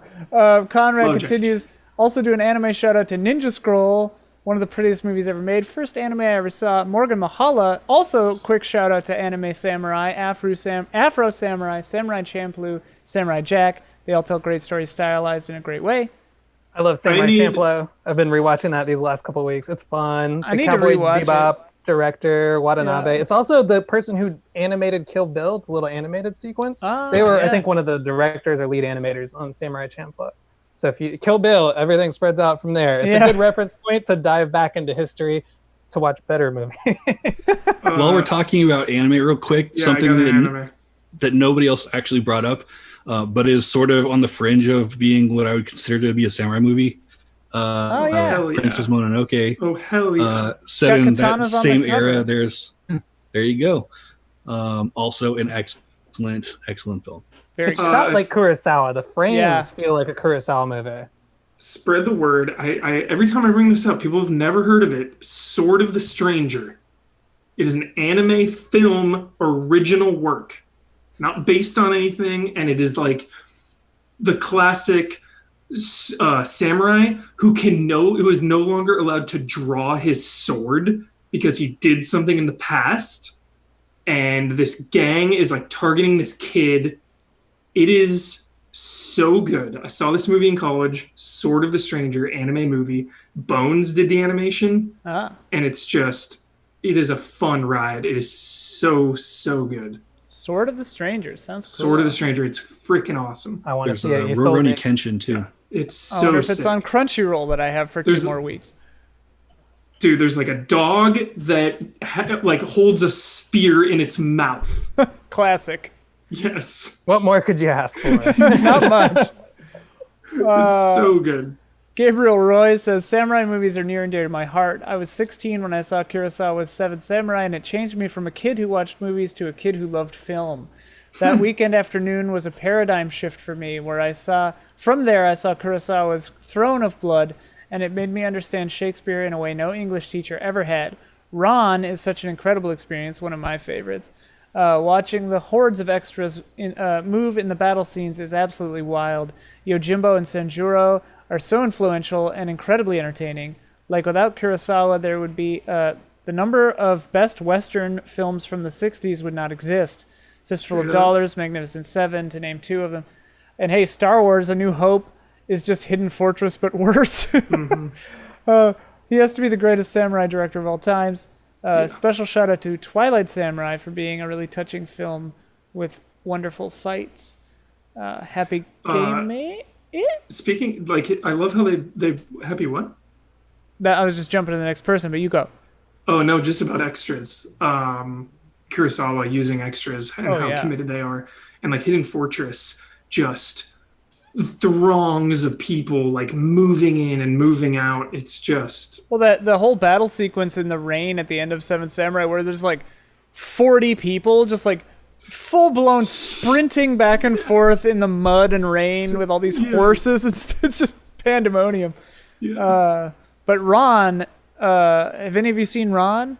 I have not. I love Ron. It's one of my favorites. Yeah, it's so fun. I haven't seen it since college, but I actually did. We had to do age makeup when I was in theater school, and I did like styled it after the guy in Ron with like the long wispy like sideburns and goatee and stuff. It was so funny. Obviously, I look nothing like him, but Ron has amazing colors. Yeah. And Ron that's is another gorgeous. story of like a woman seeking revenge for her parents. There's this woman I think her name is Kaide, who's like the main character of the movie. Essentially, secretly, she's the one pulling the strings to like arrange all these huge battles just so she can get revenge for her family. She's fascinating. That because movie it's was King secretly- Lear, right? Yeah, it's one of Kurosawa's Shakespeare adaptations. That movie was secretly directed by Ishiro Honda, the guy who directed a bunch of Godzilla and Mothra movies. He was Kurosawa's first AD, and then he went off and made all these sci-fi pictures, you know, like Godzilla versus Ghidorah and all kinds of crazy stuff like that. And then he came back to do more AD work for Kurosawa, who at the time of Ron, his vision was starting to fail. Oh, that's right. He had a hard time like setting up the shots. So Ishiro Honda stepped in to help out and kind of almost deserves co-directing credit. Shadow for the directed movie. it. Yeah. I remember hearing that now. Yeah, It's a miracle that movie even got made. They couldn't secure funding for it in Japan, probably because during Kurosawa's lifetime, he wasn't necessarily like the most well-beloved director in Japan. People thought his movies were very Western, just because, you know, like, he had a lot of kind of more progressive modern ideas about things and kind of incorporated them into samurai movies that he made. Like he had trouble getting funding later on in his life. George Lucas and I believe maybe Steven Spielberg and a couple other people stepped in to fund that movie with apparently Star Wars money. So bunch Star of his Wars, movies. A lot of his later movies they helped out. yeah, That's so cool. I think Dreams might have been that way too, but just kind of just the back and forth between Western directors who really respected him, just kind of stepping in to fund his movies when he couldn't get domestic funding. Which is great That's because right. so many of their films were influenced pretty obviously sometimes by Kurosawa too. So it's just like, yeah, so good. Another one of my favorite actors from samurai movies is this guy who goes by the stage name Peter. He's in Ron, and he's sort of like the court jester character who like sings along. I mean, it's obviously like a callback to like Shakespearean little characters, but he is one of Japan's most well-known gay actors. Usually, if there's a gay character in a movie, he was called upon to play the role. This Peter guy, he shows up in Zatoichi, my favorite Zatoichi movie, The Blind Swordsman Zatoichi. Yes, dude, yes. He's got a movie called Beat. Yeah. Oh, well, actually, Beat Takeshi's movie is great. His remake of Zatoichi, but the original Zatoichi series has the Peter guy in it from Ron. Nice. And he plays this gay character who falls in love with Zatoichi, and they have a little like samurai kind of love tussle that's pretty cute. Zatoichi Goes to the Fire Festival is the name of that movie. There's an amazing bathhouse sword fight that feels like Eastern Promises was inspired by it. Some assassins sneak up on Zatoichi, the blind swordsman, while he's like taking a bath, and then just stuff goes crazy in the bathhouse with a sword fight. But I've seen this Peter guy pop up a lot, and I got really interested in him. And he did this movie called Funeral Parade of Roses also, which is a early sort of like new wave I've heard of Japanese movie. Yeah, it's about transgender clubs and cross-dressing clubs in I think like the 50s or 60s in Japan, but it's got like a radical, crazy, violent ending, and apparently it inspired Takashi Miike's career. So I've seen this Peter guy pop up in a lot of my favorite Japanese movies. So I would say keep an eye on him. Watch out for him. Anytime you see him in the IMDb list of a movie, he's so cool and so funny and has like a big range. So I highly recommend any movie with a guy named Peter in it. I love that he's just called Peter. Yeah. Who's that? It's Peter. So what? You posted the trailer, I think, for that movie on... We're kind of losing you. We've been kind of losing you throughout. Twitter or something. I immediately went to like go sign up for Canopy the other day. Oh, cool. Cool. Yeah, I think Funeral Parade of Roses is on Canopy. Canopy's got a good selection of classic films. Like, you can even catch Seven Samurai on there for free last time I checked. Wow. Yeah. Sorry, we kind of lost you there for a minute there, Tokyo Slim. Kind of was dipping in and out. Hopefully it's back to normal now that you look frozen. Modern perils of podcasting with internet speed. Internet woes. Continuing with patrons here. Happy Gaming, 13 Assassins is a modern masterpiece. I'd say on par with Seven Samurai, though both films specifically shine from the era they were created in. 13 Assassins has a villain we are brutally shown why we need to see brought down, and that context makes the story of a band coming together especially powerful, as we have a burning desire to see the character brought to violent justice. Colt Smith, this is a long one. Let me see if I can parse it down a little bit. Finally arrived at my favorite category of films. Kurosawa, easily my favorite director of all time, and I feel strongly that Toshiro Mifune is the greatest actor that has ever graced the screen. Now, that isn't to say that I'm not only familiar with their work, I am a voracious consumer of all samurai media, so here we go. Favorite samurai film of all time is without a doubt Seven Samurai. Second favorite is Ron. Kagemusha, Throne of Blood, Sanjuro, Yojimbo, Sword of Doom, Musashi Trilogy, Zatoichi, Lone Wolf and Cub, Twilight Samurai, Sukiyaki Western Django, first mention of Nice. that, which I've seen, and that is a bonkers movie. 13 Assassins, Harakiri, Death of a Samurai, Zatoichi, just so many. And then they shouted out Last Samurai with Tom Cruise. I was gonna ask, dude. Yes. Which they think is a great So look at much samurai culture. Not definitely yeah. from a white savior film like most think it is. It's Tom Cruise is Dude, absolutely yes. not the hero of that film, nor does he do a Hell whole yeah. lot to help. He's just here to learn and grow and witness. And then they also bring up 47 Ronin, which is stupid and dumb and amazing, they say. Keanu fights a dragon with a sword. Yeah, dude, Last Samurai gets so much disrespect. That movie's sick as hell. Yeah. Love it. I remember not hating it. I've seen it, but it's been a long time. Dude, you get the classic like samurai versus ninjas is like a big deal in that. Gotta There's, do like, that. showdown. Yep. Varun Kachwaha And, also brought up Last Samurai. Sick. They feel like it was released in a time where having a marketable lead like Tom Cruise is probably a big reason why it got made. But they felt that it respected Japanese culture and was an enjoyable film to watch. It was especially pleasing from a production point of view in terms of the score, set production, and action set pieces. Surprising fact that they learned about the film is that it actually grossed higher in Japan than in the US, which I didn't know. Nice. Yeah, it's got Hiroki Sanada, I think, from Twilight Samurai and Ken Watanabe. Mazrim Tame brought up When the Last Sword is Drawn, or Mibu Gishiden. Favorite movie of all time. If you only see one movie, see this one. We're sorry. Twilight Samurai. Ken Watanabe is great in, oh boy, Yurusare Zarumand, or Unforgiven. Honorable mentions: Zatoichi, Any Virgin, Ichi, female Zatoichi, Sword of Doom, hey. Sword of Lady Doom. Snowblood, hey.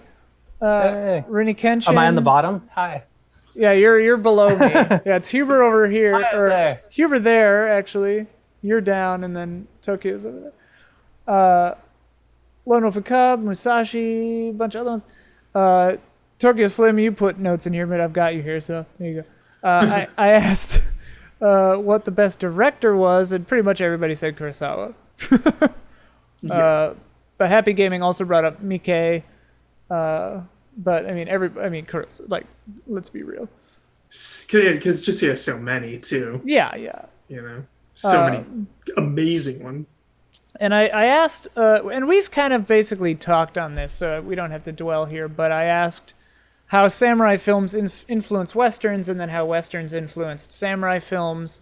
I think we've kind of run the gamut on that, but Conrad Croncio, brought up Sukiyaki Western Django again, which I forgot was Takashi Miike. That was one of the first times I think I saw like Quentin Tarantino Presents. Was that him? That And he's in it. Yeah, he's in it Brief too. part, That's right. Yeah. But yeah, some good comments on that. But we've basically talked about that. Richard Flowers brought up that John Ford was one of Kurosawa's favorite directors, which I did not know that. But it makes sense. And then let's see here. I asked what the best 45-minute battle sequence was in a samurai film. Silent That's a Consonant. loaded Trap question. answer. Silent Consonant got the correct answer. Said, "Is it 13 Assassins?" But Richard about- Flowers also brought up, not sure on the total length, but the last half of Seven Samurai. Pretty good long battle too. Does anyone have a favorite samurai duel? Ooh. Like a one-on-one? Because I like the one-on-one fights a lot more than the big battles. Well, that's the funny thing with katana combat, right? Is it's like one cut, one kill. It's so they're less like you're used to. I mean, it's more, I guess, like a Western where it's just like the showdown, like one shot and you're dead.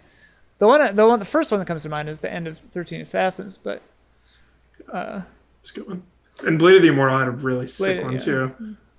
My favorite one probably is at the end of the Samurai trilogy. One of your listeners or viewers brought up that series of movies. It's about Masashi Miyamoto, a real life samurai, and it's sort of like a long, kind of Gone with the Wind, sweeping epic, maybe with a lot less racism. But one can only hope. yeah, it's a bit of a slog to get through all three of those movies, but by far the end culminates in a beautiful, beautiful duel, and it's sunset at a beach while the ocean waves are reflecting a red sun, and there are these two dudes on the beach with the wind blowing, and they have their final sword fight duel showdown. And you're like, cool. This is the whole reason samurais and movies and samurai movies even came into being, was to have this one scene. It's so sweeping and archetypal. So And sick. Yeah, I would even say don't watch all three of those movies unless you're in for a long haul. But maybe if you have a streaming service, click on the last 5 minutes of the final movie just to see that sword fight. It's beautiful. Sick. It reminds me of the game Samurai Gun. They have a sunset showdown battle moment in there. Oh, it's a great place for a showdown. Yeah. I also asked kind of just a dumb troll question, color or black and white. And I actually got, I didn't expect anyone to really answer this because it's such a silly question, but I actually got some nice answers to this. Colt Smith, color black and white is a difficult choice. Some of the color films are just so damn fantastic, but black and white is so classic. I mean, Ron wouldn't be the same film without its beautiful color-coded shots, armies, locales, and characters. Silent Consonant said stylized black and white with colorful blood like Sin City. Very fun. Happy Gaming said, I think color and black and white have their own brand of taste and flavor. However, in recent years of movies being converted to black and white, like Parasite, Logan, and Mad Max Fury Road, I saw Mad Max Fury Road in theaters in black and white, and it was very, very cool. And I noticed the same thing that they noticed, that I've noticed that black and white aesthetics give more of an emphasis for the audience to focus on the characters and their expressions instead of the backgrounds or sets. In a color film, it's a lot easier to focus on the entire frame and see aesthetically what was meant to be happening in the entire frame, as color is used to draw attention, allude to themes, etc. While not every color movie would benefit from a black and white conversion, I feel 13 Assassins would be a great movie to try it out.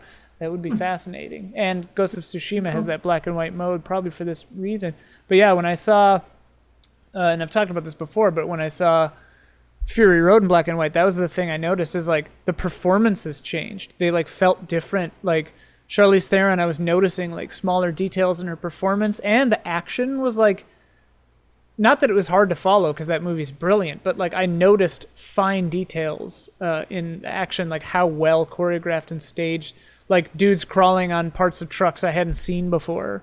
Really, really cool effect. Super cool.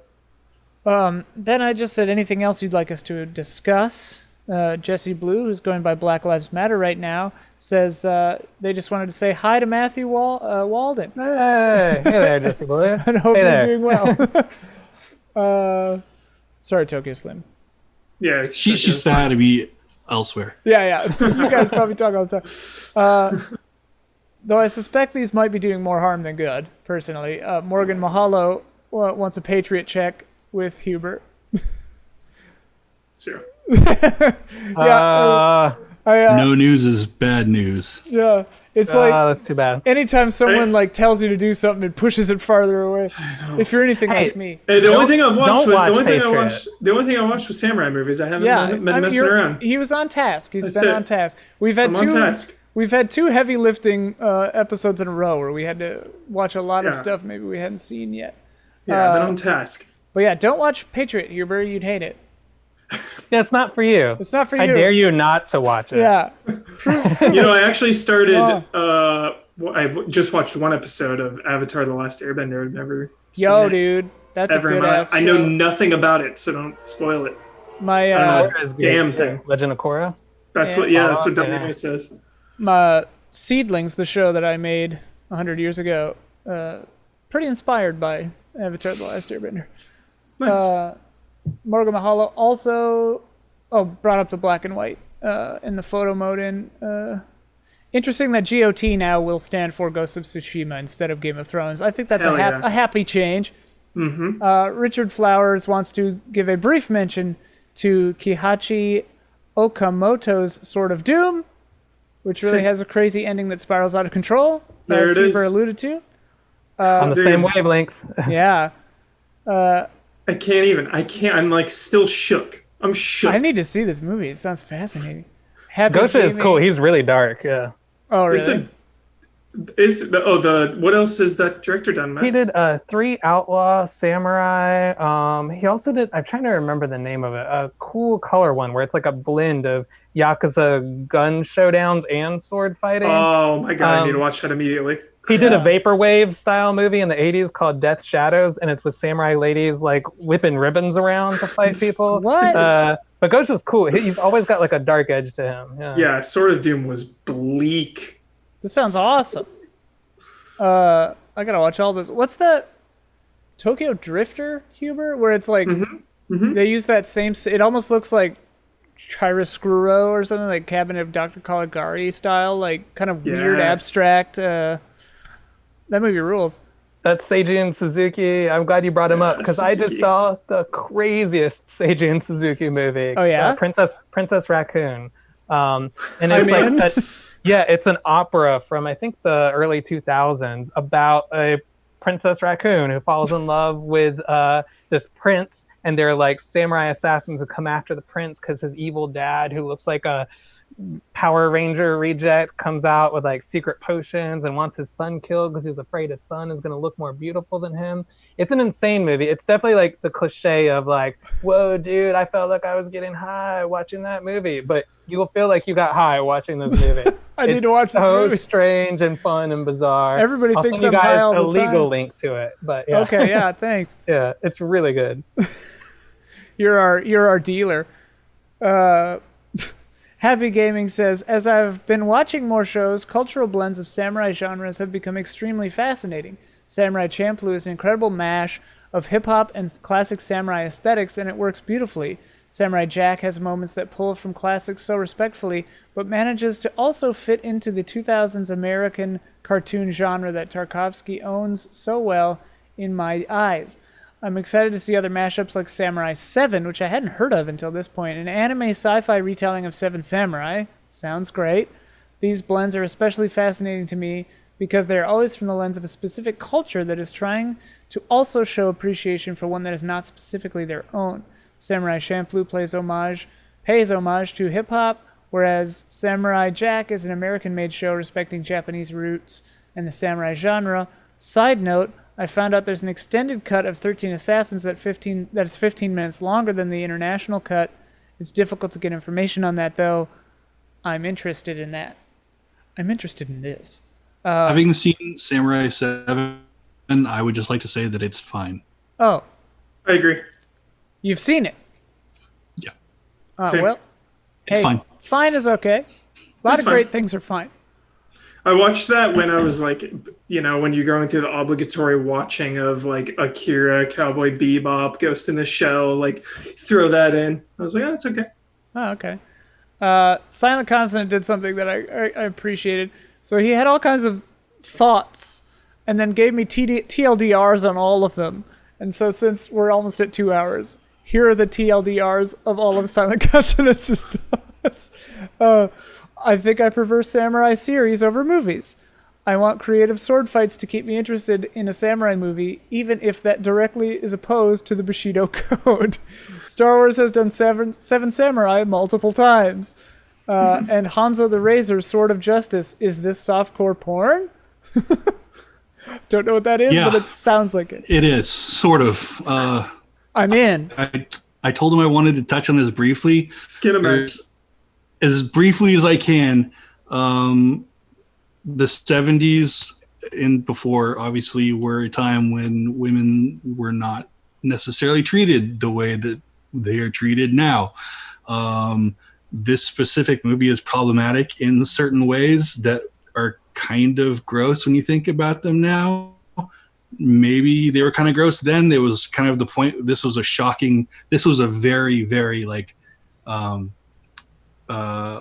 pulpy exploitation style movie where Hanzo the Razor is kind of he's like a detective for samurai type of deals, and he goes around and he kind of sexually assaults women in order to gain their testimonies and prosecute bad people.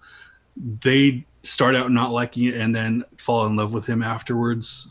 He Ooh, it keeps getting worse. Yeah. It's just himself. like, Sounds like a gross movie. It's kind of a gross. It's a gross movie. It has stuff in it that is worth seeing if you can get past that kind of thing. I'm not sure it's I can. kitschy and campy. It's kitschy and campy in the way that like the early Bond movies were. It just is like that on steroids. You know, like to the extreme as far as like its views on women and that kind of thing. And I saw it a long time ago, and it was like during like a real edgy phase of my life, and I really enjoyed it. So if you're in a real edgy phase of your life, it may be something worth looking into. no judgment here. It's just it doesn't hold up real great as far as modern ethics are concerned, in my opinion. There are definitely some movies from my youth that I thought were super cool that upon re-examination I was like, oh, this movie's pretty fucked up. Whoopsies.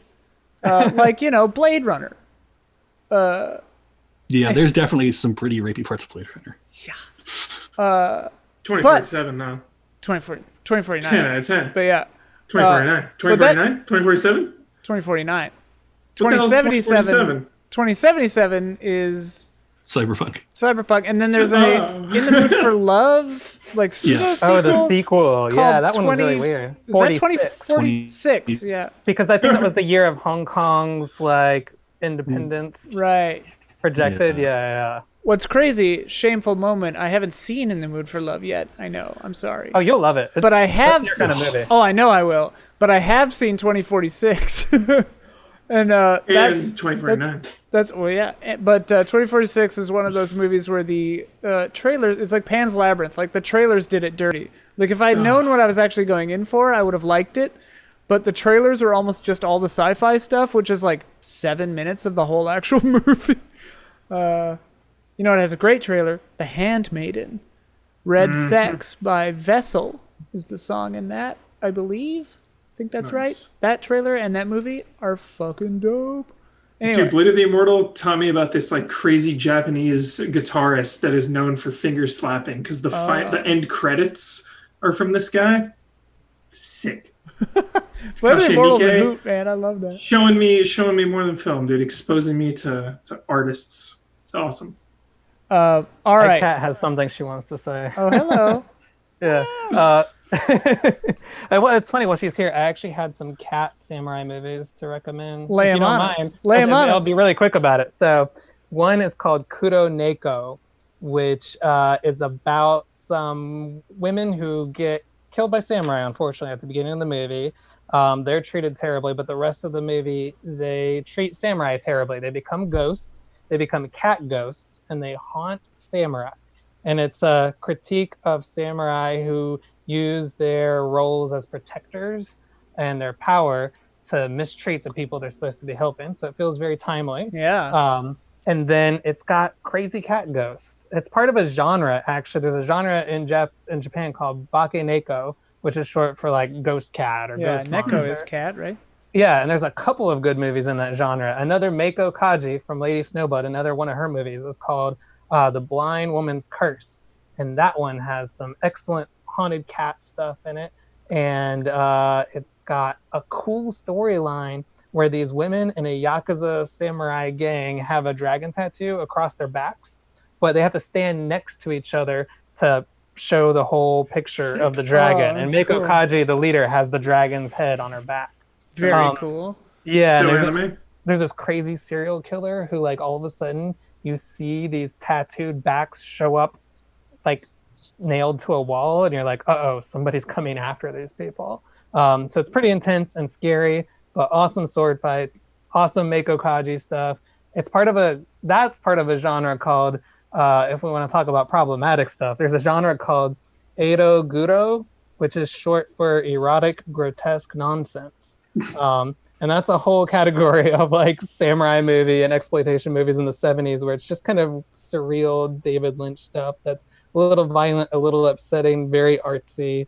I got really into samurai ghost stuff. I watched a lot of those. And a lot of those, you don't unfortunately see a lot of movies with women as samurai, even though there were samurai women in the early stages of samurai history.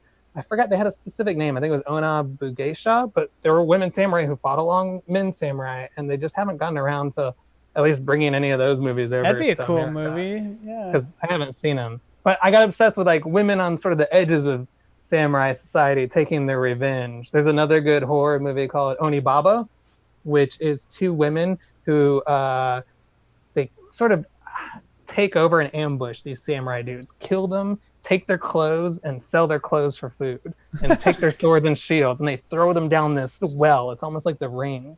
And then they get this creepy demon mask, the Onibaba mask, and they use that to hunt people in this cornfield. It's almost like a Japanese samurai Children of the Corn with revenging demon women. So sounds awesome. Yeah, it's great. It's really cool. So those are my 3 horror samurai women badass recommendations. I love that. I love how Hausu fits into erotic nonsense and Cat Ghost. It does. It's part of Eroguro and Bakeneko. Yeah, both of it's those got categories. it all. That movie transcends genre. Hausu, or just House, is fantastic, by the way. Yeah, it's really cool. I watched it a while ago, and it was so good. I think I talked about it last month or something, or 2 months ago, but like, oh my God, that movie. I rewatch it like every few fantastic. years. It's good. Yeah. Yeah, it's on Criterion Channel, I think. So it's Yes, it is. Yeah, Have you seen this, Huber? No. you I gotta think watch you would House, enjoy dude. it. How much is It's Criterion Channel? electrifying. I paid $100 for the year, I think. Okay, it's a yearly thing. It's like 10 a month, whatever. Yeah, not necessarily. You can do You it don't monthly, have but to. the year is a better value. There's if so you're much good stuff. gonna on watch there, a lot of dude. stuff. Dude, Criterion Channel is real good. And Yeah, they dude. do what I really love, and I think you'd appreciate, Huber, is they do a few different things that are really cool. They do like collections, so they'll be like directed by Kurosawa is one they have right now. And it's just like you click on that and you can see all this stuff. They also do like this actor, is in a bunch of stuff. And then they also do cool stuff with like a feature and a short. So like they'll show a short and then a feature that have something to do with each other. They do double features of movies that it really feels like kind of like an art house movie theater experience. Nice. Yeah. Also, So they have like I an haven't app checked on- out the Alamo Drafthouse online thing that they have now too, which looks cool. Do they just have a browser based, or is it? No, Xbox there's a Live Roku. or- There's a Roku app. At least I use it on my TV. Nope. Works well. Yeah. Before we get into the quote challenge, is there anything else that anybody wants to say that we haven't had a chance to touch on yet? I would be in a samurai gang with all 3 of you. Hell yeah. Same, dude. And we could get it. Yeah. What would the tattoo? Would we get a ghost cat tattoo across all our backs? Oh, I'd love that. I'd be so happy. And if anybody messes with any one of you, they have to deal with me. Yeah. And 'Cause samurai bonds are tight. we Hell should be yeah. called the Erotic Nonsense Gang. Whatever Japanese for I that love is, that's our name, the Erotic Nonsense Gang. Tokyo Slim, do you have anything else, final thoughts at all before we see how bad we do at the quote challenge that you made for us this I month? don't. Stall for time while I pull up the quote challenge. Oh, I've got it Stall here. for time. I've Stall got for it. time. I've got it here. Oh, okay, good. Yours are I always did so not have it hard. open. Yeah. Like when I'm listening, I rarely get them. I got that Wayne's World shoplifting one, though. I knew that one. The marriage is punishment for shoplifting. Oh yeah. Well, here I'll read you the ones from last month that we didn't get. And Matthew, maybe you'll see if you can get them too this time.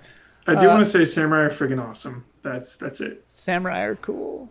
Yeah, and just the way, like, obviously they've been so romanticized, just like Western cowboys, but like the vision of that is just fun to watch. It's like just and like Ian, you were touching on it earlier, just about like so many of them being kind in a lot Yeah. of these movies, especially Kurosawa movies. He hones in on like the humanism, the human element of all Yeah. these people.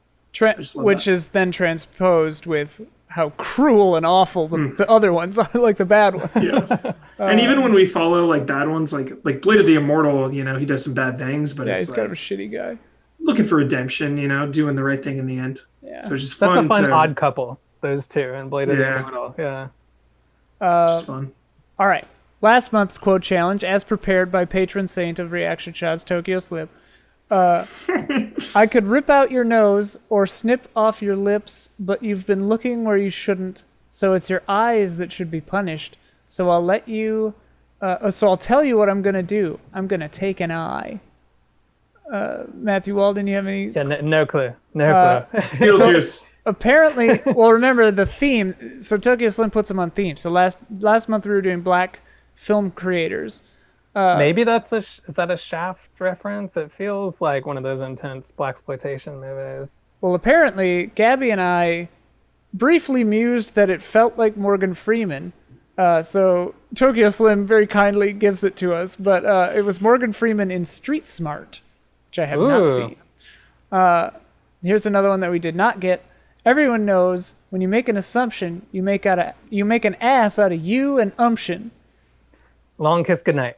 Oh my God. Got it. Yeah. With Gina Davis and Samuel L. Jackson. Dude, I love that movie too. Yeah, that one's fun. Yeah. It's fun. And God, I used rewatched it like last year. It's good. I used My to friend watch Gabe put it so on. Yeah, much it's as so a good. kid, dude. My neighbor had the VHS. I used to love that movie, I got to see that one. dude.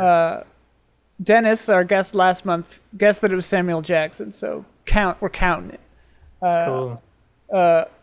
Quick shout out, because I was sitting here listening to the soundtracks to The Conversation and The Long Good Friday the other day, and Awesome. quick shout out to The Long Good Friday. That movie is sweet. One of my favorite final shots in a movie ever. Love a good final shot. Yeah, Bob Hoskins. Rip. British Gangster movies next month. What?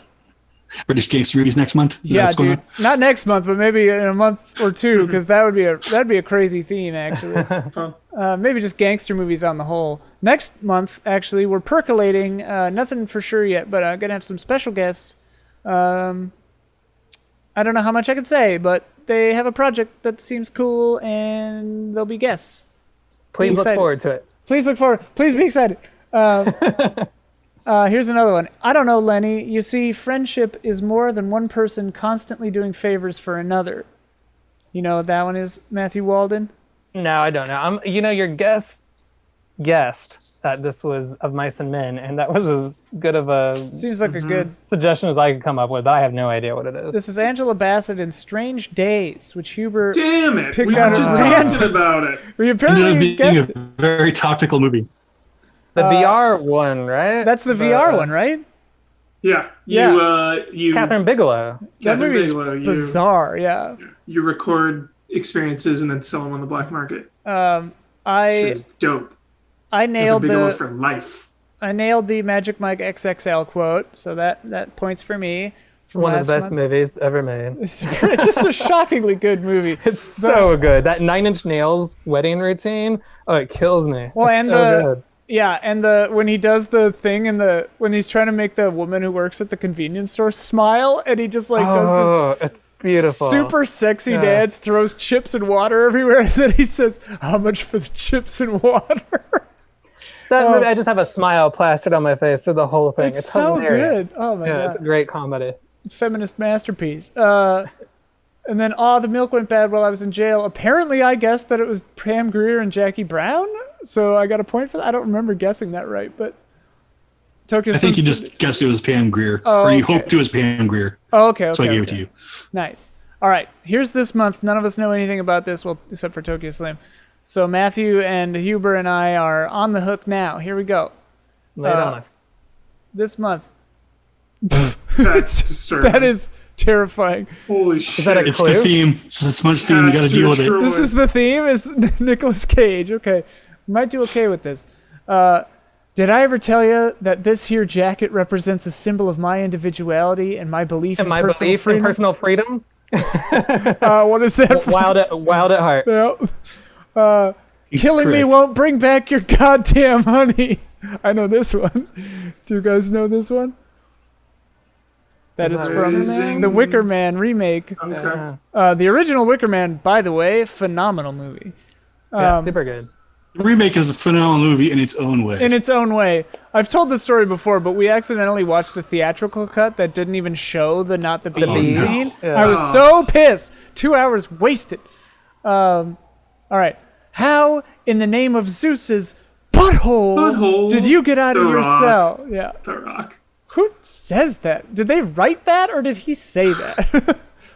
The snowflakes are perfect. The stars are perfect. Not us. Not us. We are here to ruin ourselves and to break our hearts and love the wrong people and die. The storybooks are bullshit. Now I want you to come upstairs with me and get in my bed. I don't know, but my guess would be Moonstruck. But I don't have know a guess, but it's a cool quote. I like the Yeah, I quote. like that. That is Moonstruck. We're doing good on the I Nick haven't Cage. seen Moonstruck. I love I Nicolas made Cage. these extra easy this month. Okay, because we felt last, so bad last last month. I felt bad. Okay, I know this one. This is an amazing Nicolas Cage quote. What are these fucking iguanas doing on my coffee table? Oh God, that Full title only. shit. It's a sequel, kind of. Sort of. Inexplicably directed by Werner Herzog. Bad Lieutenant, Port of New Orleans. Port of Call, New Orleans. Port of yeah. Call, New Orleans. Yes. He's like high on whatever, and he just hallucinates iguanas on a table. God, he is a monster in that movie. It's a very interesting movie. I love it. It's one of my favorite Werner Herzog films, actually. It's a very... And also one of my favorite Nick Cage movies. So here's the deal. We should do a Nicolas Cage episode. I legitimately love... Werner Herzog. And Werner Herzog. We got 3 themes coming up here. Gangsters, Nicolas Cage, Werner Herzog. That's 3 episodes, 3 months from now. But yeah, Nicolas Cage, dude, he's got 2 modes. Actor and paying off his castle. Sometimes they converge, but I always have a great time with Nicolas Cage. Shout out to Mandy. Shout out to National Treasure. Shout out to National Treasure. Is the second one good? Yeah, National Treasure 2, sweet. He kidnaps the president. I don't know if I ever saw the second one. I'm going to kidnap the president of the United States. Because he has to turn and declare what he's going to do at some point every National Treasure. National Treasure 3, please. Please. Anyway. Yeah. That feels like a movie that would be kickstarted. I will kickstart National Treasure 3. I have no purview over that. No way to make it. Do a GoFundMe for National Treasure 3. Well, we've gone for 2 hours. Thank you so much to both of you guests for being here with us today. No doubt. Thank you to the listeners and to the everything else's. I need to say something, Matthew. Thank you. This has been a highlight of quarantine. Hell I yeah. watched a bunch of fun samurai movies with my wife, and I looked forward to talking to 3 awesome people. And here it is. It's finally happening. The build-up was worth it. So thank you. This is great. Well, And These things still happen even while everything else is crazy. Yeah. These things still exist. I always look forward to having both of you on. And I look forward to the day when someday we can all see each other in person once again. Yeah, thanks for going easy on the quotes this time, Tuggin. all Nick Cage quotes from now on. Nick Cage only. We nailed it. We got them all. Good. 5 out of 5. Watch The Witches of Eastwick. I think you'd all love it. Movie is bonkers. Shout out tier. Patreon.com/Easy Allies. There is a tier called the Shout Out tier, wherein you get a shout out. The people who get shout outs are El Thanis, Greg the Dark Knight Kettering, Caleb Togi Crawford, Blue, and Black Lives Matter, sponsored by Jesse Blue. Thank you so much. And that is very, very true. Thank you both so much. Good. What? Tsushima next week. I'm in it. I'm not in it, but like I'm gonna be playing it. So I was like, you're in it? I'm not in it. I'm not. Cameo. I'll be in it. I'll be engrossed in it. Whatever day that, I can't remember the day that comes out, but I think it's the 14th. yeah, that's a big day. We got Ghost of Tsushima and Paper Mario, which I'm very excited about. So pumped on that. Getting in on both of those day one. Going to be a real weird breakneck transition between the two. Paper Mario in the day, Ghost of Tsushima at night. I'm still very sad that we haven't been seeing any memes combining those two games like they did for Doom and Animal Crossing. What the heck? Get on it. Yeah. I I mean, see that origami. channel. It's right there. you know? Yeah. Totally. But anyway, pardon me. Thank you all so much. Thank you for listening and watching at home. If you are in the $7 and up Film Club tier on our Patreon, patreon.com/Easy Allies, you get to be amongst the beauties who comment and we discuss their comments upon this very show. You get this show early, usually whenever we shoot it, which this time will be a week early. Sometimes it's a day early. Sometimes it's 3 days early. It's a fun surprise. If you like to be surprised, hop in. Fast and loose. Fast and loose. All right. Time travel. Yeah. Well, we will see you next month with special guests here on Reaction Shots once again, and then after that, we'll do Nicolas Cage Gangsters or Werner Herzog. We got shows planned out now. It's gonna be great, and I'm probably gonna have you both back on for that. I'm here for Nick Cage. You know it. Any day. Yeah, The baby. entire reaction shot's dedicated to Nick Cage. I am not kidding. Oh, it's hilarious. I assume Matthew Walden and Tokyo Slim both have plenty to say on Nicolas Cage. Let's get Nick Cage on. He's probably not up to anything right now. Yo, if someone knows Nicolas Cage, Yeah. please. Let's make this happen. All right, everybody. Yo, Nick Cage, we're absurd. celebrating your entire career. Are you in? Talking about Vampire's Kiss for 4 hours. Legitimately love that movie. That movie is fantastic. All right. Goodbye, everyone.